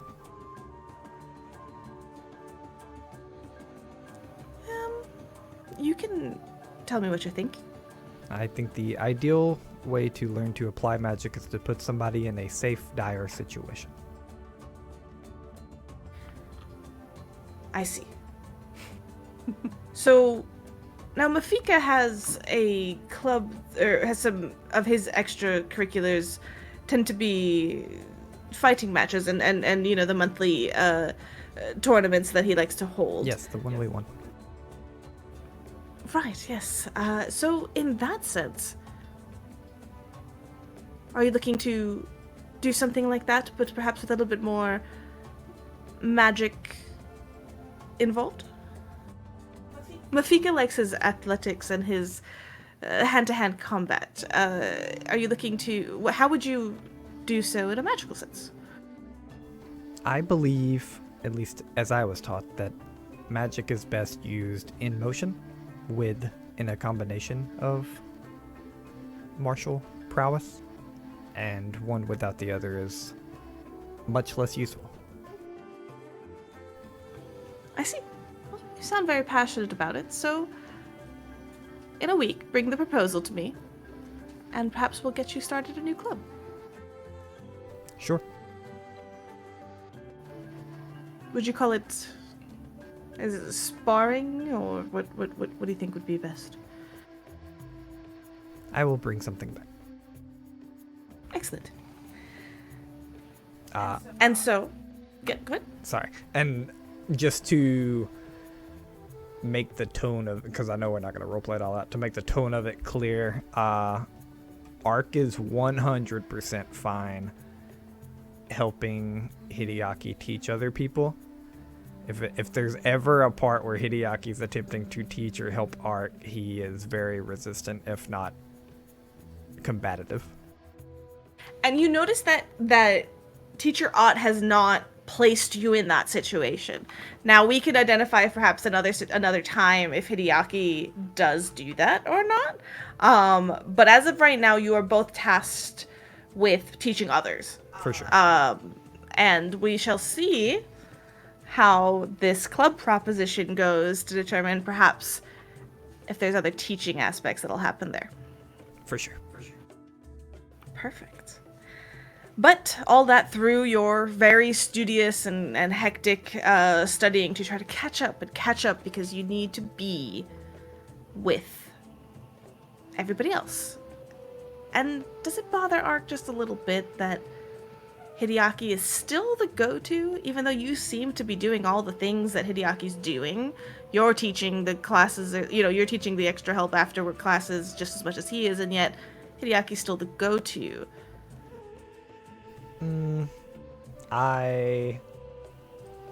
I'm unsure if it bothers him. He definitely doesn't think it does right now. Perfect. I love that answer. And that's why I asked. Just leave that thread there. Perfect. Thank you. Yeah. All right. So that's the cramming Ark, who doesn't quite get his weekly activity, but he does get his cramming. Let's move over to Arafe. Arafe, you're week 1.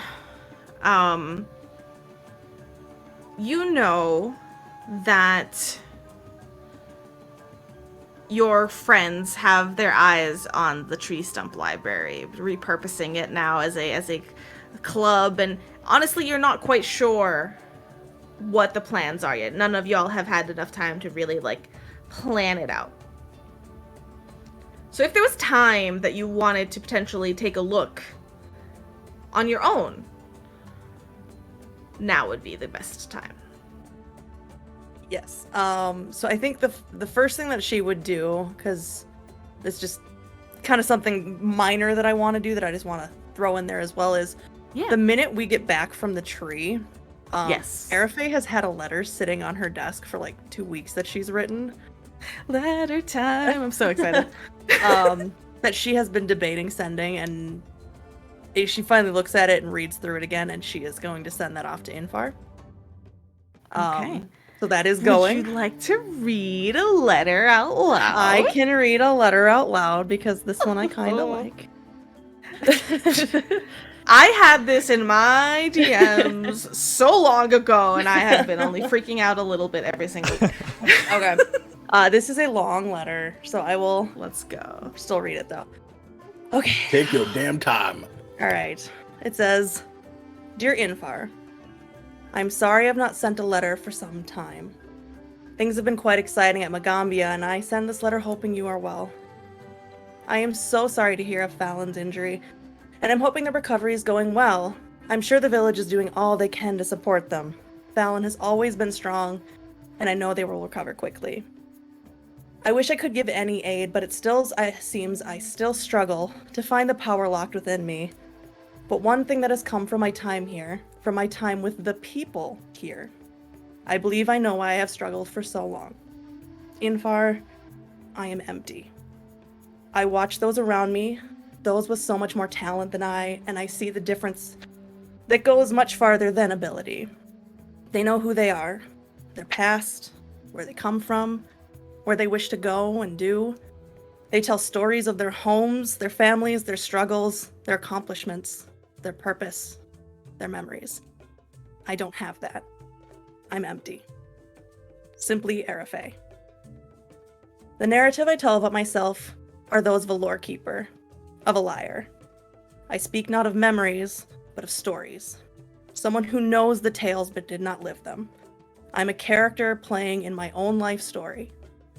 Since I woke those months ago, I have felt emptiness, something that is missing from me, and I think I know what that is. I think I know what keeps me from moving forward as we need. I'm missing Arafe. She is here in name, but not in spirit. That emptiness is a cavern that keeps me from moving forward. For her and I to meet, for me to become who I once was, I believe I must discover who I am now. I have been searching behind me for who I am.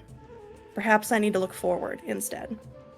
I have found in those moments where I am looking to be who I was, I fail. However, I found myself in moments where my power flows with ease. There's a big scratched out area here. And it says, my apologies. I am writing this a bit disjointed. I feel I need to explore what it is in these moments that creates the flow of power. While it is not what we intended, I do believe this is what I must do. So I ask that you be patient, as this may take some time. But I feel it with my chest that this is what I need to do. I will continue to vigilantly work towards making myself whole again. I hope to hear from you soon. Do not give up on me yet. Arafe. And I'm gonna send that. I'm gonna cry! I loved it so much. No big deal.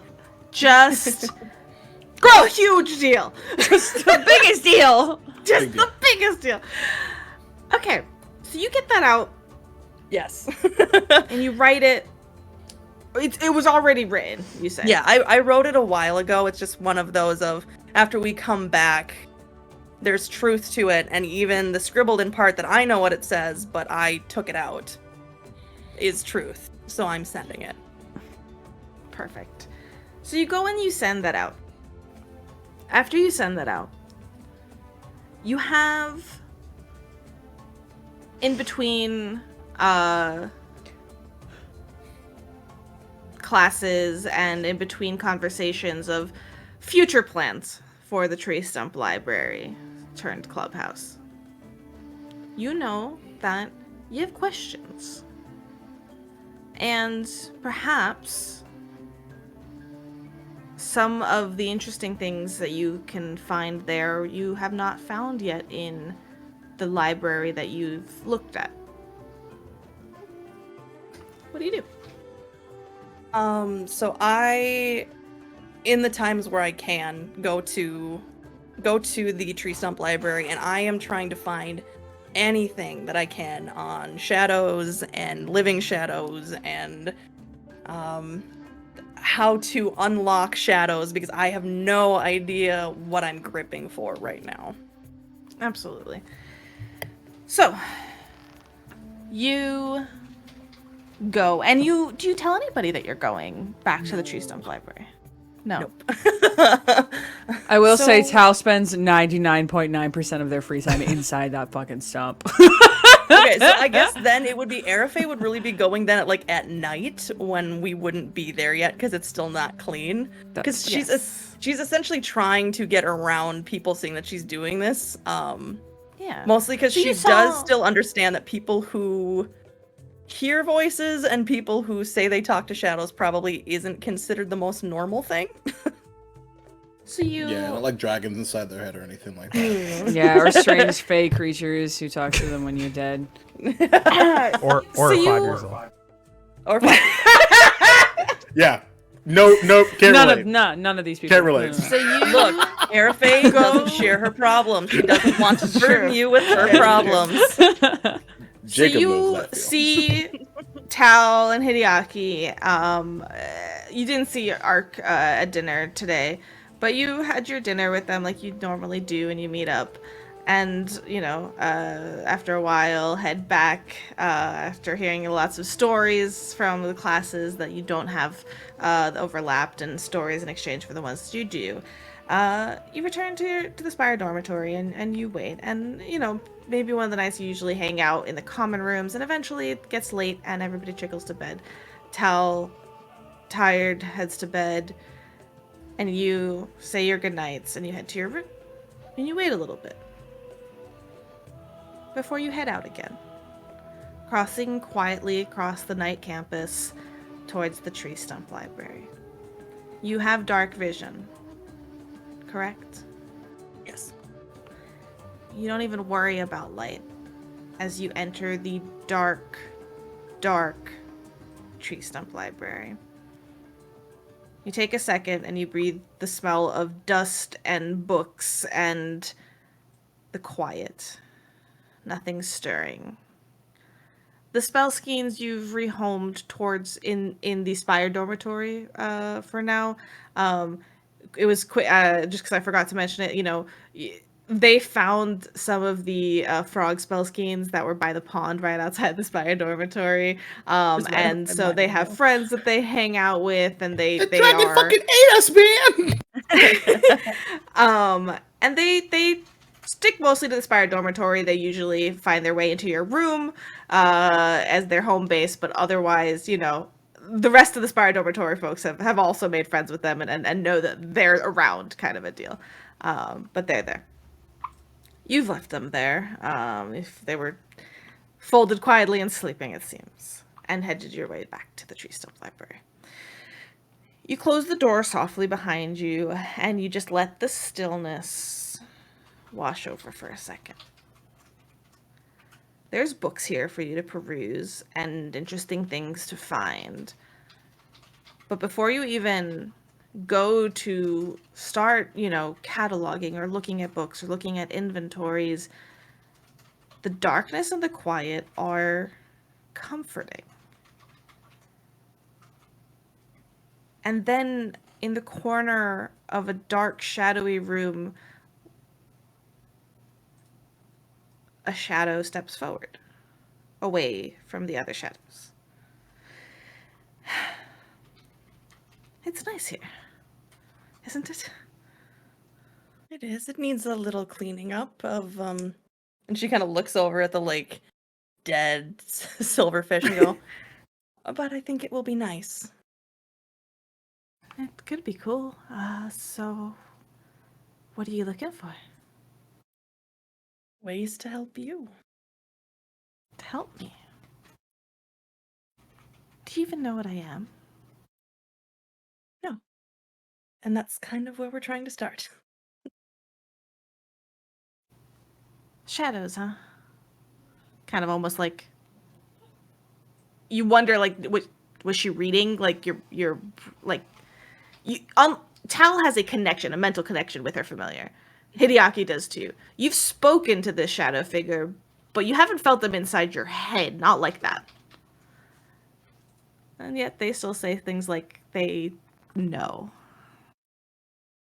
I mean, it seemed like a good place to start. Yeah, I think there's some reading we can do. And you see them step from the wall, a shadowed figure in complete shadow. They don't have dimension, yet they feel like they do.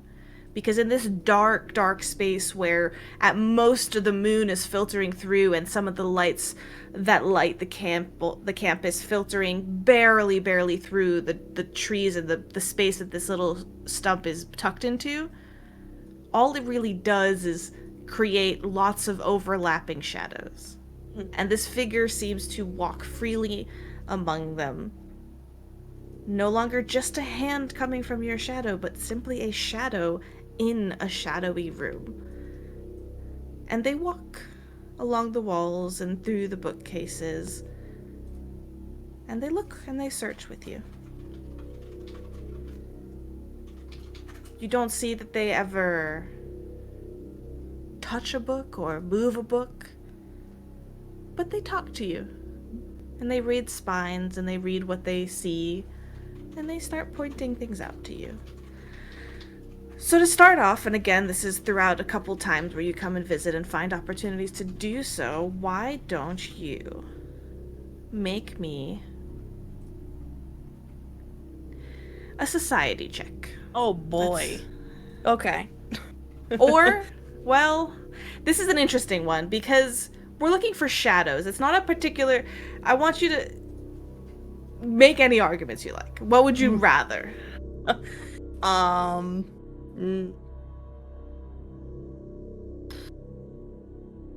see. I know what I'm good at, but none of it works. I guess just in the way that Arafe would be looking unless Yafira gives her different instruction. She is going to be looking for things in like the occult area, because she's assuming, oh, shadows, you know, probably something a little bit more on like the dark magic-y side, and that's just where her brain is going, because she is starting from complete zero. And just for anybody watching, Arafe has an intelligence of 0. So she's just kind of going with as straight line of thought process as she can. Okay. So would you like an occult roll? I mean, I'm not gonna argue against that. Let's do it. All right. I'm going to use a hero point because I'm not doing a 1. You will also get a successful aid from your shadow friend. Okay. So I got with my occult a 13, or excuse me, not a 13, 13 plus 4, so a 17. Okay. Is the plus 4 the aid? No, plus Or is 4 that is your my plus 4? occult. Okay, so okay, what was the final total? Sorry. 17. Remember it. Without the assist number, since I can't remember Okay, what that and is. we talked about that. That's plus 2 waffles, right? plus I 2. already forget what we talked about. Yeah. Yeah, cool. Okay, so then a 19. Alright. Perfect. So, you converse. This is a roll that I'm pulling out over a course of a night, 2, 3 throughout the week that you manage to peruse. At first, you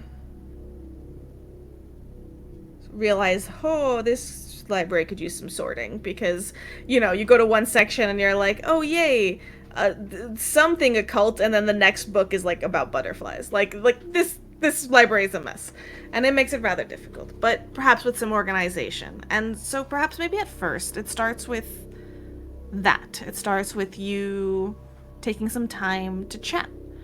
And each time you come here in the dark, your shadowy friend, Yafira, steps forth. And you talk, perhaps a little bit more freely than you've ever talked before. Oh, this section here is actually a little bit organized. It's probably the one that your other friend started looking through, and she's kind of standing near the pile that Ark had quick sorted through. You saw that? I did. Yes, it was quite dark in here. It's easier. Are you than- out all the time? It's hard. Sometimes it takes a lot of energy. But I try to be. I try to look out for you. Comforting. I took your advice, by the way. Did you? I know I trust a lot of people, and that's just kind of my nature, but I sent a letter to Infar. Make a perception check. Okay. Where the fuck's perception? Okay. Oh, 25! 25. You say Infar, Mhm. and you see the shadow grow long. Doesn't say anything. It just simply takes up more space. Almost looks three-dimensional for a second as you continue. I don't think he's 100% looking out for me. Oh, Arafay. You'd be correct. You know Infar. I do. I look out for you. There is a moment where she is terrified to ask this question, but she's gonna do it anyway. Mm-hmm. Did you know me before? I've been waiting for that. I have always known you. So you knew me before the demon? I have always known you. They just repeat it. Is he telling me the truth?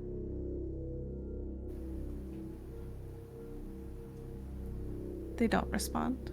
And you look for a second, and the shadow figure is not there. It's just more it's the book shadows. Mm-hmm. Damn it. Airface first swear.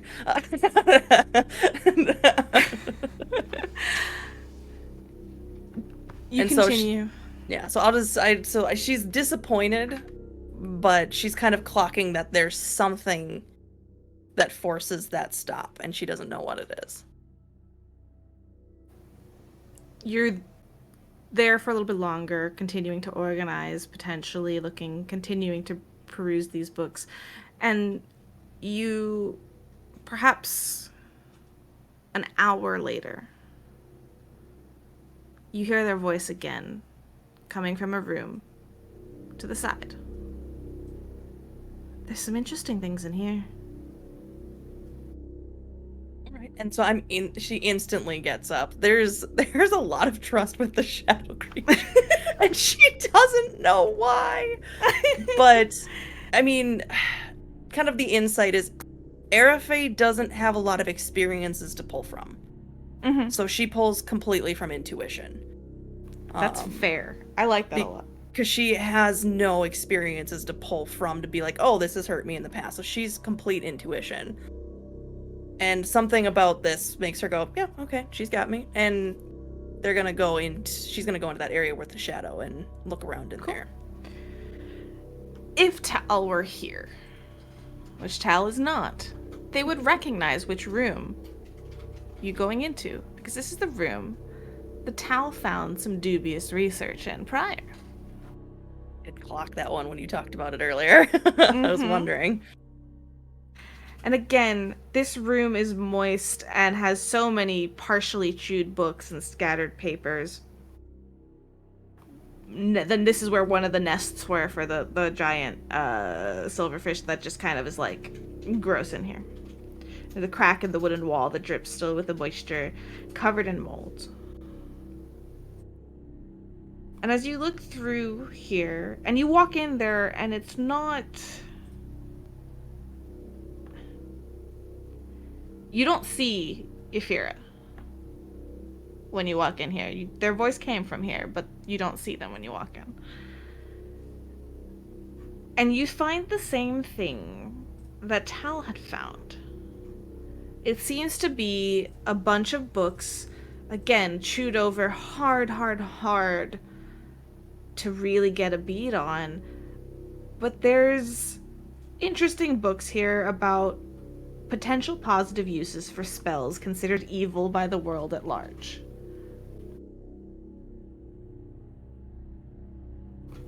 As we told Tal, this was like somebody was building like a thesis, but then probably stopped halfway. Okay. When you look at Yeah, go ahead. Sorry. I was just gonna say, you were gonna keep going on it, so I'll say just keep going. And I'll tell you what I'll do later. Sorry. No, you're fine. Many of the books are gruesome subject matter. Evil spells and their effects. And they go into vivid detail. And you look through and you find, and you, how into these piles of like grossness is Arafe willing to go? Are they willing to like break the nest apart, move things around? Or are they trying to? Okay. Yeah. Especially since she's been led here by her shadow. She definitely is, like I said, in this trusting thing of this is where I need to be. So do it. Get it done. This could help this person, so you need to do whatever it takes. So you do that, and you go past a layer that Tal did when they were here. And you find a book on... It seems like somebody had looked and said, like, okay, well, what about the shadow plane? Okay. Maybe that's a potential source for some of my thesis. You learn interesting things, but cursory things about the shadow plane. You learn it's a transitive plane, meaning that any plane that's considered a transitive plane is one that ties itself to an existing plane. So the shadow plane is a misshaped version of the material plane, where everything is black and white. Or really just different shades of black. You hear the voice coming from somewhere in the room. Do you know what you are? Bagley? I mean, Infar says I'm fetchling, and then that means I have an ancestor tied to the shadow plane, but that's about it. Fetchling. That's a title given by people in the material plane. They don't like it much here. Is this where They you use are? Kayal instead. Kayal? Okay. Sometimes things aren't quite the way people tell them, is it? Stories matter on perspective. I think I'm learning that little by little more. Voice fades away again. And you're moving and kind of looking through this pile and finding maybe any last bits of things that are still under less damaged anyways. And you're about to be done, meaning thinking like the shadow book was probably the only thing that may have been of interest here before your hand, or was it the shadow, your hand accidentally moves a piece of paper, and you go to glance at it as it kind of falls away from the rest of the pile. You find a limited version, and I'll tell you what that means. A limited version of the Create Undead ritual. Okay. Bah, bah, bah. This is fine. Basically, this is useful for creating zombies of 2nd level or lower. This is fine. This is no longer fine. This is definitely not fine. All right. Yeah, so I'm going to grab the parts of the book and then that paper, and I'm gonna go squirrel that shit underneath my bed, back at the door, so that no one else can see it. And I'm gonna look over at the scrits or the skeins, which I'm assuming saw me coming, and go, Kind of wave them to silence. "Good night, my Perfect. lovelies," and then I'm gonna go to bed. Wonderful. All right. Lovely, lovely, lovely. Everything is fine. Everything is great. Hideaki. Oh God. Hi, Syrup. Yeah, sure. What's up? Hey! What's going Hey! on? What's good? What's oh gosh, guys, I feel like it got really I feel like this got upset. real heavy here. Oh, Everybody's good? Everybody's good? heavy. This is great. Little creature? This is I'm I I'm Tell feasting you, for it's not days. going to get. It's not going to change. Spoilers. You know me. I love my heavy. So, Hideaki, this week for you, you've chosen a weekly downtime activity of taking a deeper look at the astral plane over Noza and the But I astral found plane. out he's not from there, but he's stuck there. Indeed. So my question to you is, when this curiosity peaks and you have some downtime and free time throughout the week, is this something that you're going to the library for? Is it something you're talking to Overnoza about? How do you go about it? Both.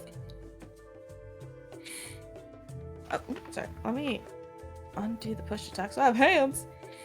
Plus the books that they found, also, as well. 1357. Yes, okay, so you kind of, since 4 wasn't there, Teacher Ott lets you kind of like, sure, if you want, if you're looking to look through those. And so you look through those as well. So what do you ask over Noza?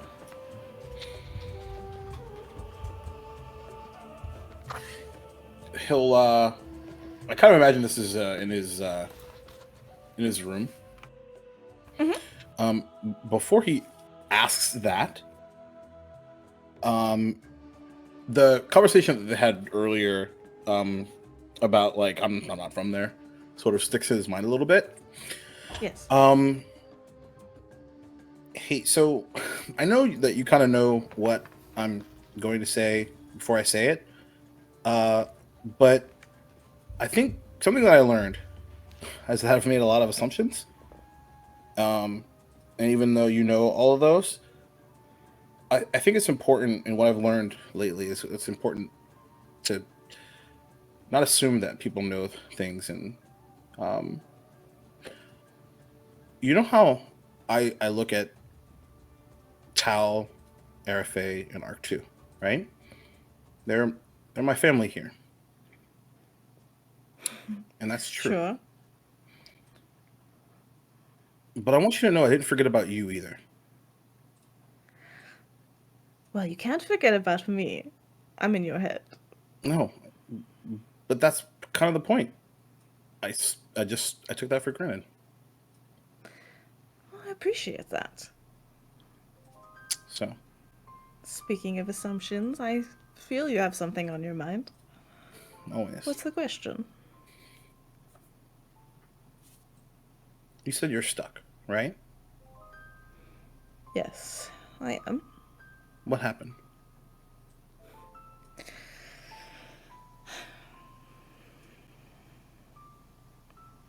That's a loaded question. We don't have to talk about it now if you don't want to.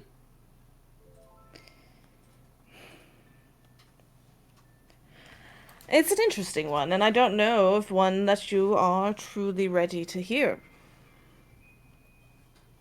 If I'm honest. I'm going to say something that I've never said in my entire life out loud. I don't understand that.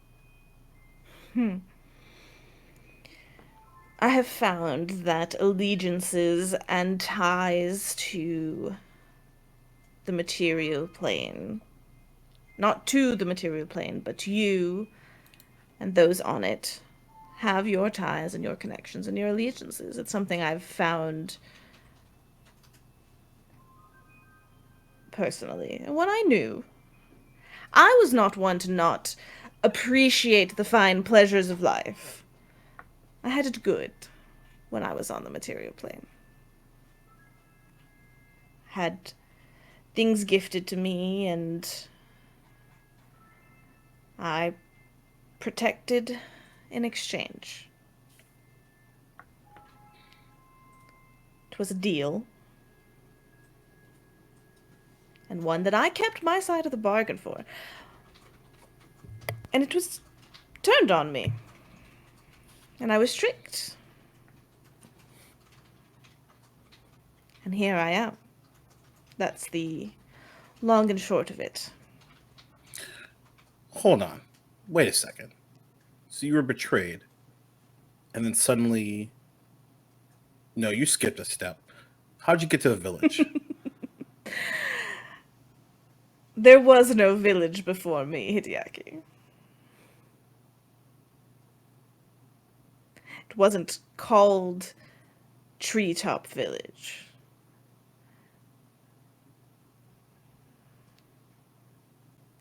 I made that village. Really? They would have you think otherwise. Do you know why you're built into the treetops? Safety? Have you ever looked what's under the ground? I know a guy. They wouldn't allow it. I'm sure your father has some manuscript somewhere detailing the succession, but they wouldn't allow. They will claim many things. They will claim the foundation of the village would be at risk. They wouldn't want to uproot the trees. They wouldn't want to do so many things. But what they really wouldn't want is to uncover the truth.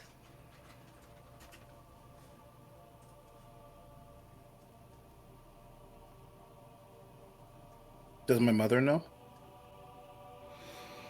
I don't know what she knows. I don't know what anybody knows. I don't know what your father knows. I'm assuming, because he's the village elder. The sacred texts. Oh, so sacred. Do you remember the letter you got? Yeah, of course. What was it that he asked you to ask me? Are you still protecting the village? Do you want to know the answer to that?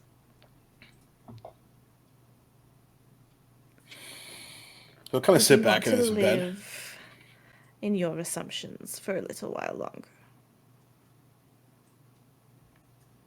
I want to know everything. Well, I can't tell you everything. I've talked to you about this. I am an ancient copper dragon. The knowledge I hold in my self, transferred to you, would break the fragile brain that you currently have. So promise me You don't know this. that. I know this, Hideaki. I'm connected to you. Our souls are one. And I chose you as my champion because I know that you can grow strong enough to know everything. So I will make you an agreement, not a deal, an agreement.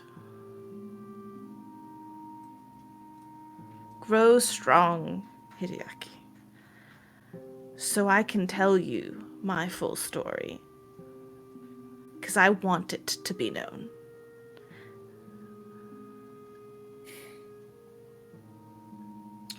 What's really funny to me is that our initial distrust started in my mind because I figured you had selfish things to do. The truth is that we're both that way.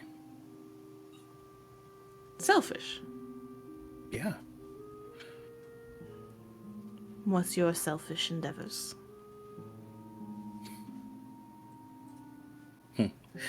That's really funny that you're asking me that because you already know this answer. But what did I just say? I want everyone to acknowledge me. I want everyone to look at me with respect. I You see also Overnosa stretch out as you speak, kind of like Sure. almost like a cat. Sure. I also know that I want to go where you are. At that, he kind of halts. And his hind legs. He sits up and kind of spreads his wings a little bit, taking up the space in your bedroom.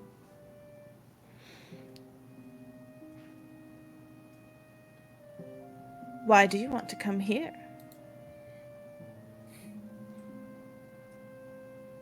Because how many people have been to the astral plane and come back to the material?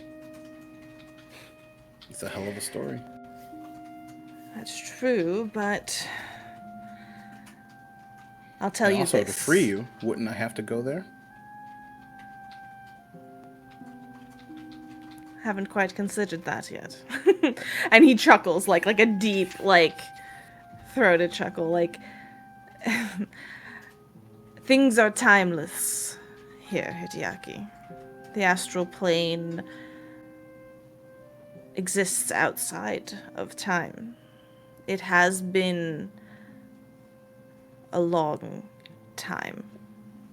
Whatever that means. I recognize it's hypocritical in its sentiment. But it has been a long time. And the ability to both find out the passage of time through my connection to you and the village and to be timeless is difficult. But I recognize one thing. Part of me is still connected to the material plane. And that connection is forged with you. We'll need to do some research when you are ready and able, once you have grown in strength, because I do think that there's one truth that I have yet to figure out, and I'll tell it to you to show you that I do trust you, Hideaki, and that we will grow together. Fair? Not only do I trust you,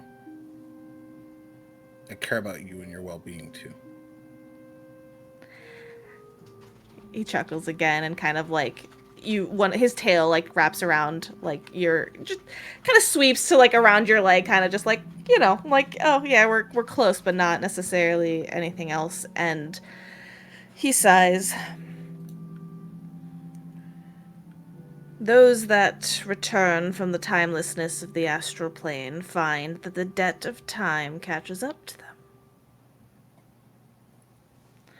And I am ancient. Do you I think don't if know you what came would back, happen. you just answered my question. I know. So it's Here's what we'll have one to thing navigate anecdotally. together. Oh, sorry. Go ahead. No, go ahead. I was going to say, one thing that I find intrigue in. You complain about all the things that we've had to do. The chickens, the paper frogs, the eating of bugs. And you do them anyway. Because I tell you or ask you to. Why? Our connection is an interesting one. To ensure this lasts, it's not simply me existing with you, Hideaki. I said it before. Our souls are one. That's a commitment from you as well. When you accepted at the choosing. Because you want to be great. And I can help you be great. So, I help you. There's that selfishness again. You know, funny thing about selfishness, when we have one soul shared amongst us, your selfishness is my selfishness, and my selfishness is yours. We'll figure things out. Don't you know that that's why I trust you? Don't you know that's why I trust you? Head And he butt again. chuckles. Yeah, and he kind of lays his head down again and takes his nap. Like he's always around whether you manifest him or not. And he just like usually just chills. Like he doesn't have much to do. Yeah. And you have your chat with him, and tell me, over the week after this conversation, where do you focus your research? On the astral plane? Just to pick up any more tidbits or information that you would like, or something else? Has this happened to other dragons before? Have there been stories about dragons being trapped in this way? Have there been stories about dragons being trapped in other ways? Not necessarily a planar type trap, but something else. Sure. Okay. Because in his mind, So- like it's like an ingredient list, and like how does one eliminate another? You know, that kind of thing. So as a GM, I'll tell you this. Finding particular anecdotes of situations that have happened in the past will be a very difficult DC. It would take forever. Yeah. You could, however, channel that into what technical spell ways are there to force someone into a different plane? If you wanted to. I mean, Jacob knows and you that, can but- you can instead I think he would have read about it before, though, if I'm being honest. Okay. But you can start simply supplementing your knowledge and your research and your schooling with a personal pet project to learn more about the dimensions and maybe make that a personal interest. Would that be agreeable? It would be. Cool. So go ahead and make me an Arcana roll.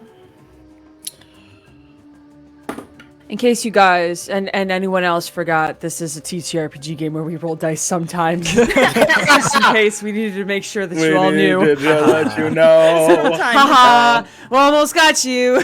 Almost got him. Almost got you. Speaking of that, You thought we wrote a script. We did not. But sometimes wanna the say that dice do. What's that? I was gonna say sometimes the dice do, though. Sure. Go ahead, Sarah. I was gonna say that I did not prep Duval with this one bit, and I threw this out him completely by surprise, and you did great. You did great too. Yeah, I had some things to talk about. Speaking of that, 26. 26. Excellent. You dive into, this is gonna be a long con, so you'll have to bear with me. It's a fantastic roll. What this means is, in a way, your downtime conversation with Overnosa did exactly what you originally wanted to do. 2 things in one. So, you learn a little bit more about Overnosa. And I love you. You think I'm not gonna give my players what they want? Of course I am. Then she'll kill you. Let me find it. Okay, you simultaneously go into personal development, and you, unknowingly or not, take the first very important steps to spellcrafting and the innovation of a new spell. Might not be something that you recognize that you're doing, but you dive so deep into the existing spells of planar travel, and you know this magic is beyond you in the current moment. And I will find you some spells that you learn about, and I will send them to you after this. Okay. But they are spells higher than your level that you could possibly cast right now. And Sure. so, in that extra energy, in that taking the things that you've learned in Teacher Ott's classes, the Cascade Bearers, the foundations of magic, you start maybe just kind of musing to yourself of like, well, what if I can't do this big magic yet, but well, maybe I could do something else. And so we'll work off stream to think of the start. You're going to have to put another downtime into this to finish it. the start You're of doing it potentially making a spell of your own that you can cast at the current moment. Very cool. Yeah. One small anecdotal thing. As that conversation finishes, his like shoulders kind of like relax for a second. Okay, good. Now I need to talk to Tal. Ba-da-ba-da-ba. Alright. Oh, Ba-da-ba-ba. the consequences of my actions. He was practicing feelings on his dragon so he can go talk to his friend or girl. His associate. It's the fade out of the screen time. The camera just slowly starts panning away from you as you keep going, as you keep just trying to figure out what you're saying. I'm sorry, but that I'm not sorry. Thanks, John. So, hey, Tal. Hi! Perfect. Oh, that was it. I thought we were done. We're done. Yeah, we're done. Bye, y'all. End scene. Have a good session.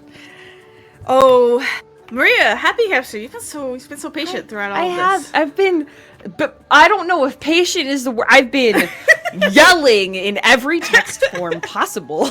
Have you seen the Twitch chat? Have you seen any of the chats that we all the share? Discord, our No, private I'm Discord not chat? actually. I I'm mean, not. Listening I've been screaming the entire time. I've been in Waffles DMs. Listen, it's been a thing, y'all. Amazing. I love you so much. I have so many theories about all of you fucks. Like, But let's throw that and all we out do the of you. window. Let's find out. 'Cause let's focus. I have no secrets. Tal, I have a very interesting question for you. Okay.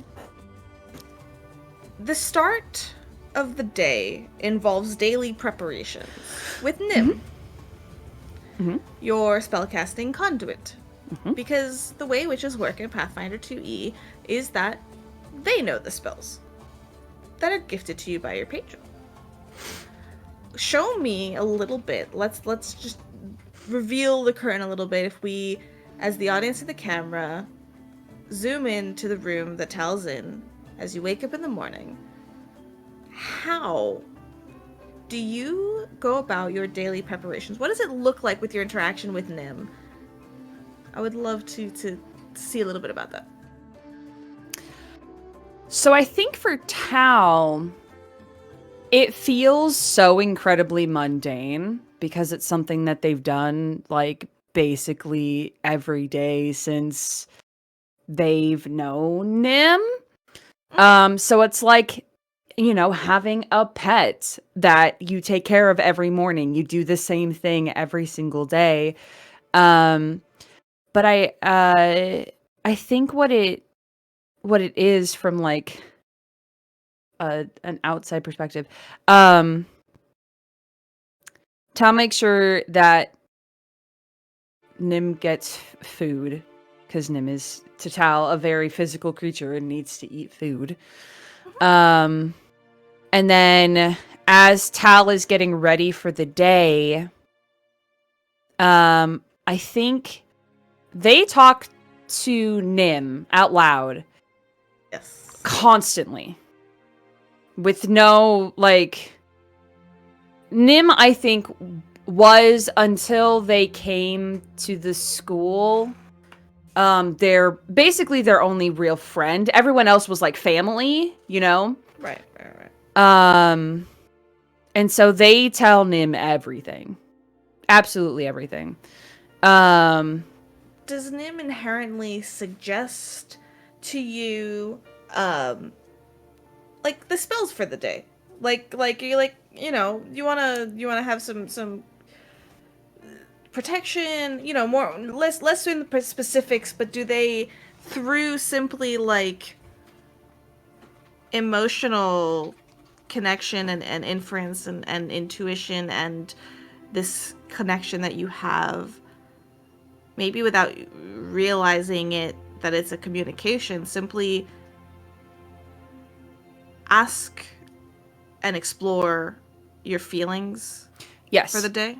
Yes, 100%. I think in the conversation, like with when Tal is describing like what they plan to do for the day and the things that they might do for the day, and like, oh, I wonder if, you know, this person might want to do this, or, you know, oh, we might go out to the market today.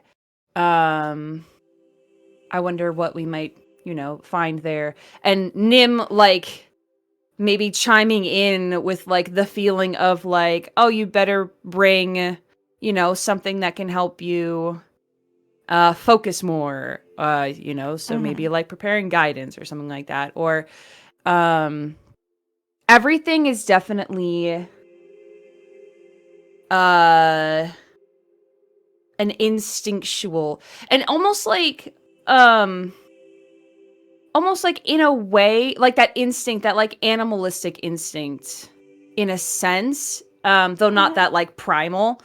But like, you know, Tal mentioned something in there talking about their day that happened and their day that's going to come, and, you know, Nim suggests different kinds of feelings based on what Tal is saying, and Tal's like, oh, that's a good idea. Or like, you know, bouncing back and forth with Nim. You know, Nim might suggest one day of like, oh, maybe, you know, have you thought about, you know, oh, that sounds scary, maybe you'll want something to protect yourself. And Tal will be like, I think it's okay. And we'll probably prepare something completely different. Yeah. So you're doing this one of the mornings, and again, we're looking at a week. So earlier on in the week, and you're doing this in the midst of putting on like those several bracelets, all those bracelets and those bracers and anklets and scarves and belts and all the things that they have. You mentioned that you were looking to learn a bit more about this magic of yours. Mm-hmm. In that morning where you're looking at Nim and you're having your usual conversations, there's just this moment where they're kind of like hopping down from one of the shelves that they're on, and they jump down off of it onto the bed and then hop down again and kind of run up towards you. And you're struck by this like mirroring of when they jumped down from the shoulder of a cloaked figure in the woods and bounded down onto the ground and ran towards you. And it takes you aback from your usual morning preparations, because you think about the last thing you read when you researched your magic and your patron, at how conduits for gifts of magic, for anything like that, can come in the form of a familiar. That's what you learned last time. Kind of pointed you towards Nim.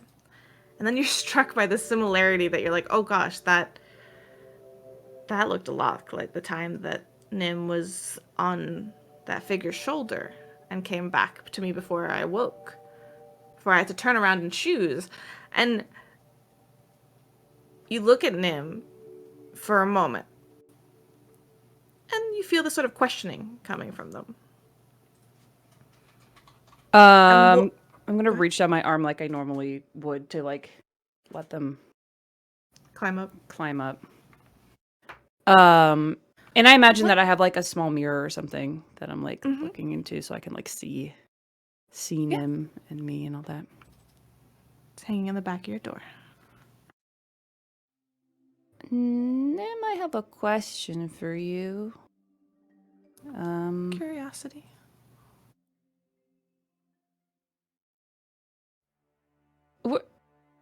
Were you... Did you go to that other place when I died? Home. Did you know the person who was there? Mine. These are all feelings that you get. Like ownership. Not when I say mine. Yeah, I'll try to use more proper terms. You feel ownership. As in...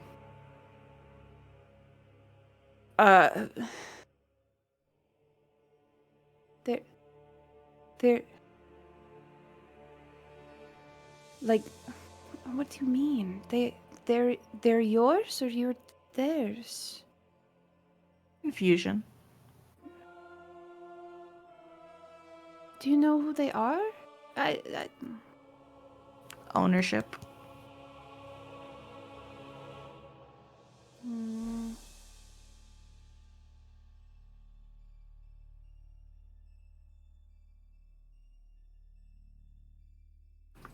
And if you feel unsure of the pursuit of questioning, and you can absolutely continue. I have one more question. Yes. That is on the top of my mind right now.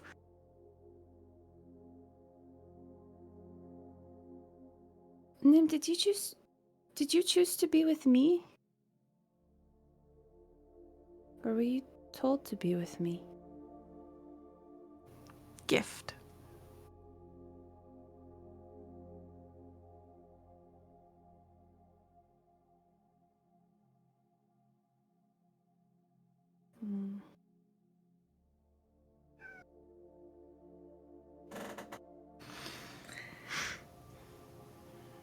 Nim just kind of like curls up where they usually do.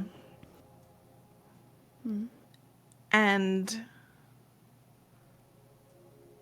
as they do, perhaps on a rainy day such as the morning seems to be, you're wearing a hooded like little cloak, and they go and they nestle into the hood, and you get contentment. Home.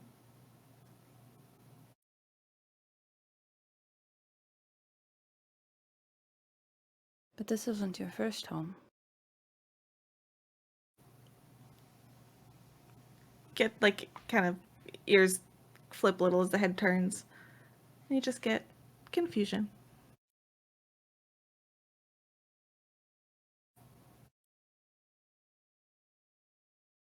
I wish you could talk.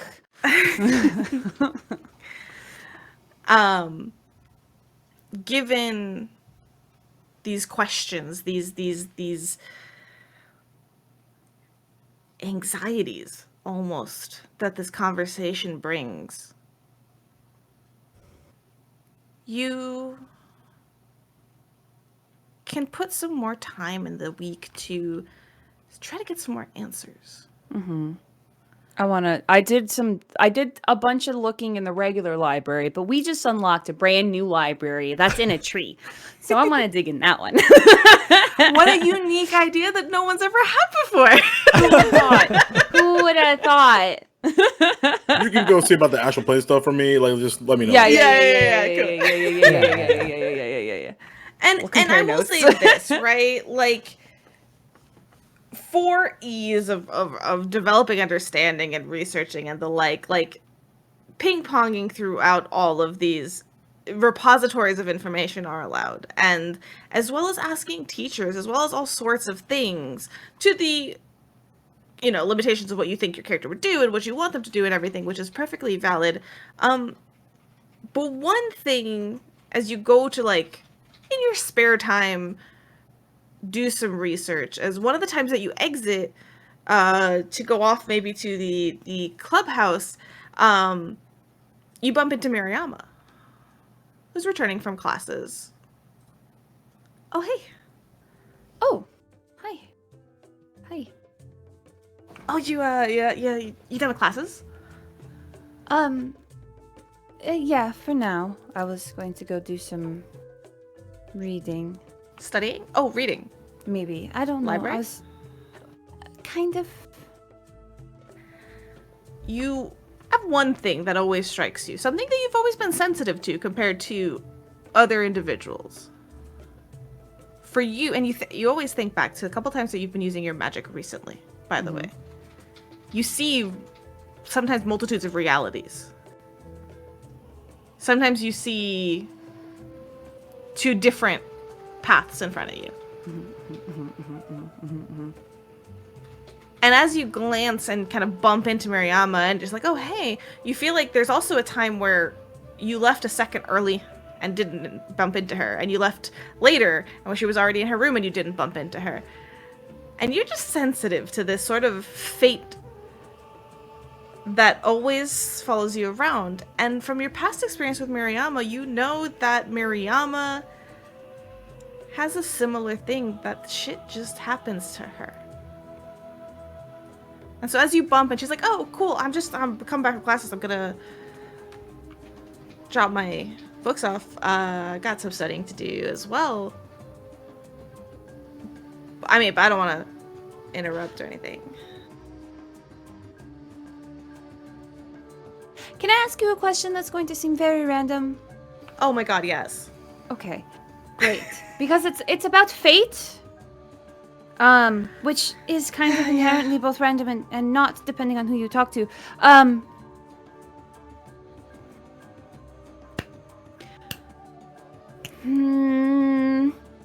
Shit keeps happening to me, yes. Right. I can see different things that can happen. You mean like seeing through the future? Sure, maybe. I don't know.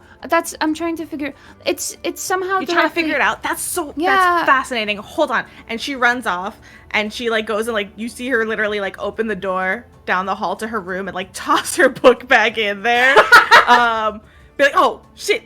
And she runs into the room. Me. Takes her book back out, school. but like trades it out, some books out instead, and with like switching out basically from school stuff. Grabs her backpack with you. She's like, let's go find out. Oh, okay.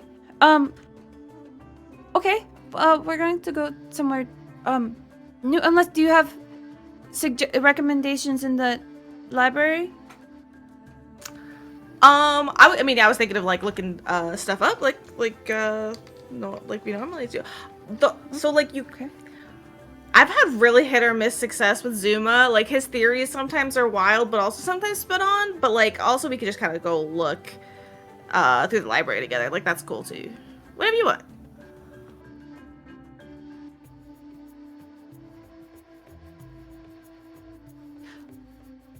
Okay, you can't tell anyone, but I want to take you somewhere. There's some really cool books, and I've really been wanting to check them out, and I think there might be something there, but you can't tell anyone else.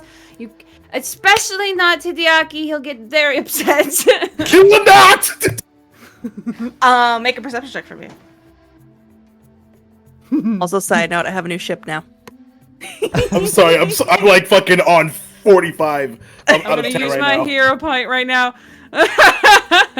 12! It got to a 12. From a 7 to a 12. From a 7. Okay, so you just see this like hesitation, like a brief kind of like, okay, yeah, well, I don't have to tell anybody. It's kind of a... A close. Oh my god, yes. She's like, wait, hold on. In that case, no, like faculty, right? Mm-mm. Great. She runs back into her room, and then runs right back out, and you hear just like a little bit more clinking in her backpack. Yes! Okay, good. Okay.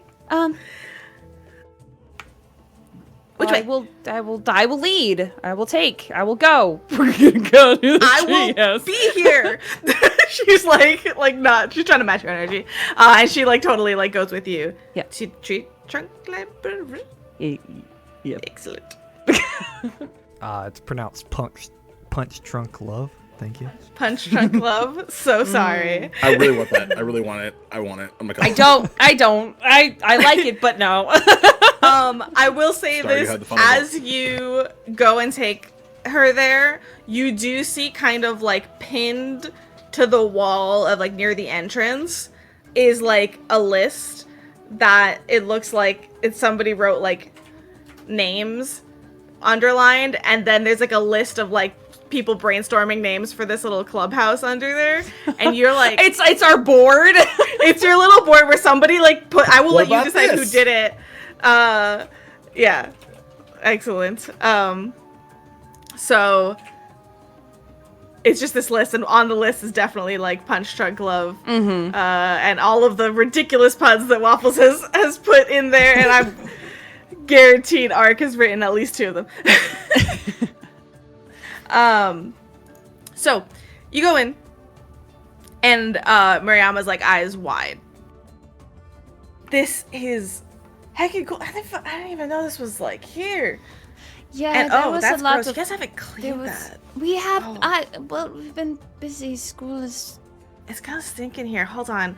And kind of first thing Mariama does is kind of help you clear out the area from the and all they do is pull them out to the front, so at least like the inside of the place doesn't stink. There's just like a yeah. big mound in the front of Yeah, it. she throws it into like the plentiful of underbrush for nature to take its course. Yeah. She's like, okay, cool, that's just a little less gross, but the rest of it, like, whatever, you guys can deal with that later. I'm assuming this is like your little space. Tal just like does a circle with their hands out in the middle of like that big open space in the center. I guess. Teacher Not gonna Ott said lie. it was okay. Super cool. Wait, Teacher Ott knows about this? Teacher Ott's the only one who knows about it. See? I knew he was wrong. Anyways. He's not! No. He's good. Okoro has his theories, and I think they're BS. I think Teacher Ott's a really nice guy.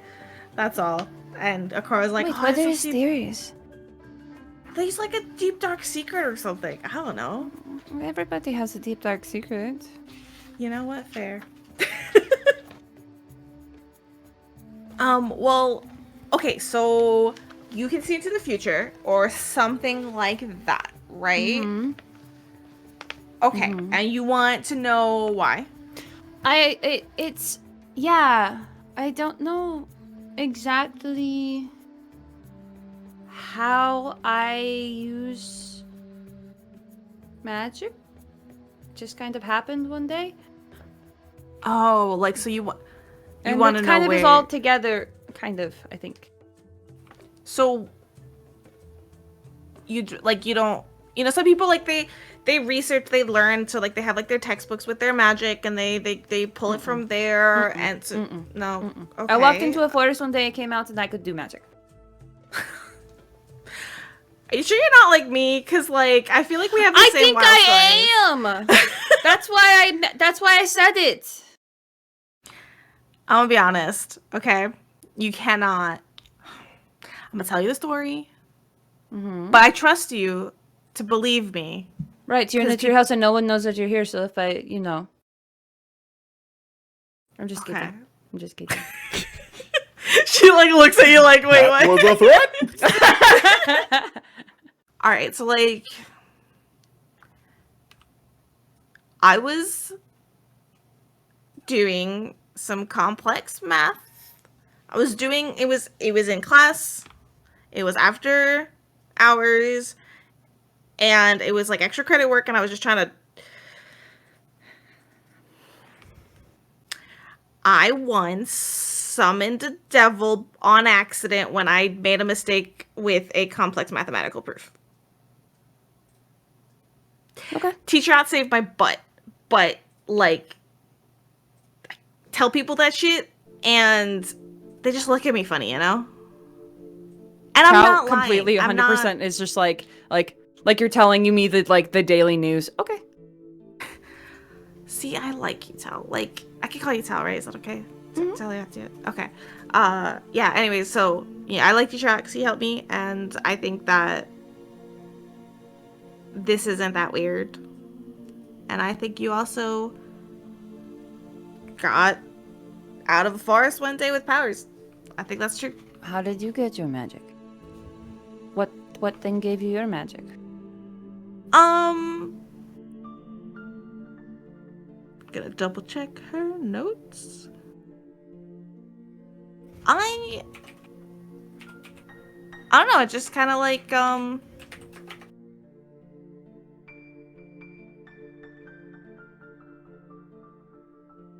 picked that up. I don't know. It's like Like off the ground, or? no, it's like occult stuff, like I gravitated to that kind of stuff, and I have a really good sense of intuition, so like sometimes I just kind of like intuited some stuff and realized there was magic there, and Yeah. Kind of just picked it up. It's like it was fate.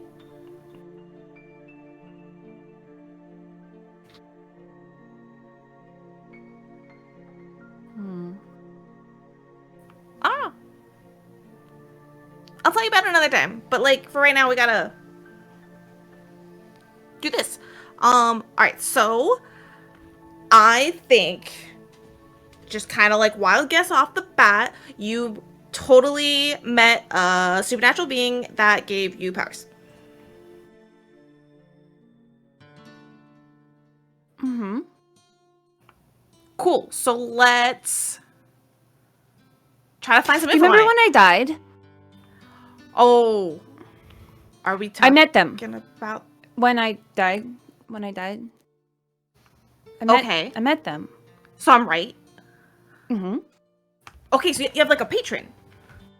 I guess I don't know. This is something I've never been able to talk to anybody about because nobody. I mean, some of my friends believe me and some of them don't. But that's another thing. But no, that's what I saw. I saw some book somewhere said something about patrons, and then like I'll fish Nim from behind my hood. And I say, Grumpily, like, yeah, yeah. and I like hold him up like you hold a cat, and it just gets really long. And Nim is apparently a familiar or some, which is, I mean, it makes sense. I've never seen a ferret with that looks like this before. And then I'll just put Nim like I'll just hold Nim in like a little. That's 3 tails. That's super cool. Well, and You should- those- okay, for blue. Nim, They're like- blue. It's Yeah. It's all Well, different. look, Solo has like a weird pet too that they got out of nowhere. So I don't know. Maybe you could talk to them about that. But like, Oh. but for the patron, they're like, tell me everything, and they just like she sits down like on the floor, like cross-legged, like pushes some books around. A mirror instantly. put Nim in middle of crossed legs. So And you yeah, go. sit I down. say everything I physically can to describe what that was, and like the whole thing. Like more open about that entire experience than I've been to with anyone else in the group. Oh, I'm mhm. I think the Somewhere like The Hideaki's like, speci- I feel a there disturbance is- in the force. right. I think the point that Right? It's behind me right now. I think the point that they do kind of keep off though is the final like choice situation. That part they like, but you know they tell them like the thing with like everything up through like them telling them about like you know their grandmother and all that sort of stuff and how it might be like connected then in that way and all that sort of thing. But like, So you tell the whole grandmother story and everything. Okay, Yeah. so they were like 3 people, but they were 1 person. yeah, and they kept changing kind of it, but they were changing, but they were the same. And they were like older, and then they were younger, and then they were not. like, And Nim was there. You see the future. And well, sometimes Or like you see like okay. it's like I see something happen, and then for a moment I can see different ways that it can happen, and sometimes I can help. And Mirama jumps up, and starts kind of like a little hurricane going through the library, and starts looking through. What are we looking and- for? As I'm like chasing her around. Fate. And you see her do this thing where she grabs basically a book from every bookcase, and then she says, "Okay, clear that whole space." I do so She, very like- quickly. Yeah. And what she does is she starts placing like a bunch of the random books that she collected, absolutely random, around you in a circle on the floor. And she's like, "Okay, close your eyes. My eyes. Close your eyes." Start spinning. Turn around. But And she'll like help you. Like she'll guide you Oh, like with your. okay. Just turning okay. you Okay. till you get like just before you get too dizzy. Uh-huh. And she's like, "All right, now go slow and pick a direction That one. till you touch a book with your foot." And she kind of like pushes you in that direction, like not pushing you, but like she like guides you in that direction. I reached down and grabbed the book that I found. All right, so here's what's happening. Miriama, when she helps you, has a fortune effect on your studying, so to speak. Sweet. So what we're going to do in this case is one more time have you make a roll, a research roll, if you will. 2 things. First, you'll be aided. Mm-hmm. 2, you can re-roll your check for free with Mariama. You should like a hero point. She is your own Mariama's personal my hero own point. personal hero point. She's never leaving my side. I talked shit about the wrong person. Sure fucking did. Now, My first new of all, best y'all, friend this you're is talking about here. I love it so much. all of the NPCs that I've introduced have things that they're known for, have all these quirks, have their own personal stories, and they do have classroom advantages like this one that I will absolutely twist to make sense in whatever scenario you'd like to learn with them. So in this case, we're going to have this be... See, a cult makes sense, though. Go ahead and make an occult for me. Yes, it does. Thank you for this. Yes. Natural 2027. Of course, it's a Of fucking natural fucking 20. course it is.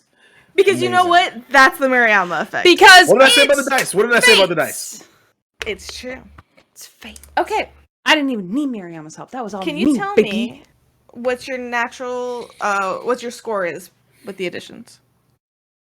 What my score is with the additions? Like natural 20, what's the Oh, actual number? It was 20 plus 7 by myself, which is 27 Plus plus 2. whatever aid, so 29. Jesus. 29. And if I need to, I could guidance myself to make it a 30. You totally should do that. You should totally do that. I will do that. Cool. Excellent. We love a 30. We love it. That's the highest roll all campaign, I highest think. roll. The highest roll. Yeah. Maybe all campaign, I think, yeah. Mwah. It won't be the 8 highest forever. bitches. No. R2's Just like, for yes, level you triggered 2. my trap card. Yes. Yeah, We'll there's a be level DC of like 7 35 rolling. somewhere. Yeah, we'll be level 7 rolling like 32s and 33s probably. That would I'm break so my brain. excited for this day. Can't wait. So, out of character, I want to remind you. Yes. There are DCs for creatures and things like that. Right.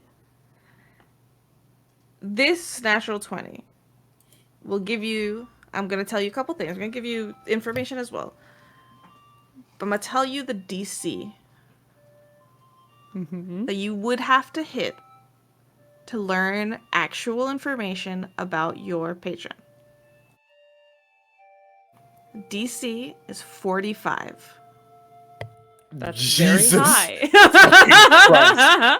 So you know where it is.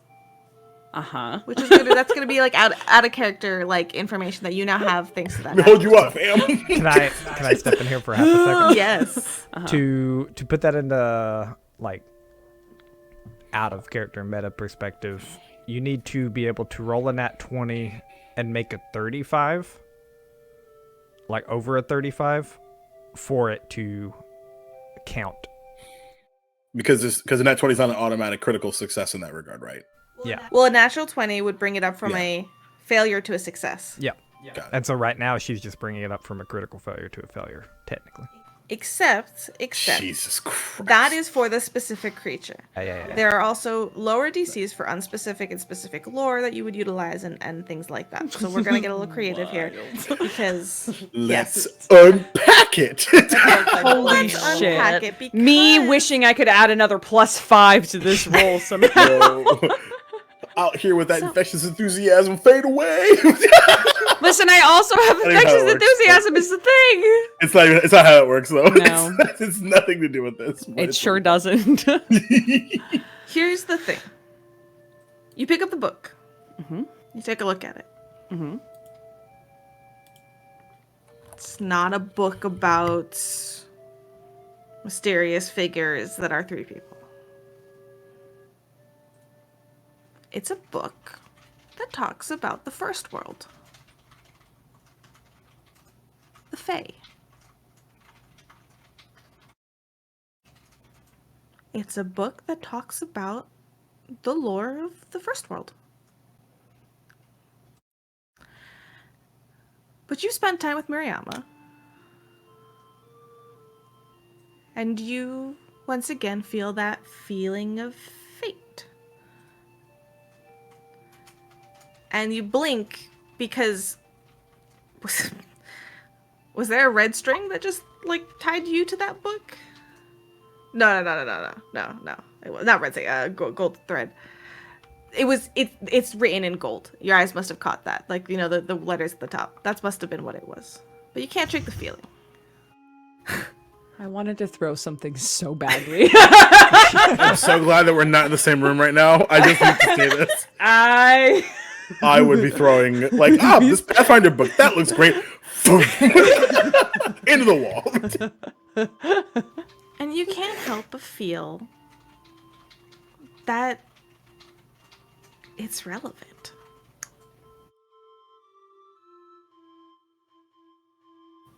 I make sure I take that book with me when I leave. Because I'm not chucking books out of here. It's free real estate, baby. Free real estate. Miyama's like, so what is it? What'd you get? What'd you find? It's a book about the Fae. Oh, I think maybe they're Fae then.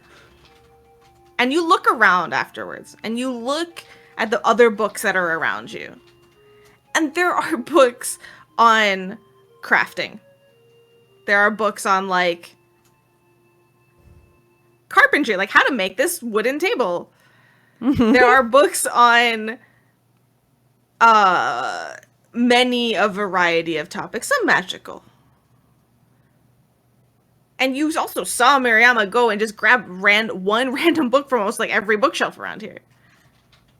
They actually went around, and this room has a bookshelf between every door. And they took one from each of those and put them around you. It's random. It has to be. This doesn't mean anything. You know that this can not possibly mean anything.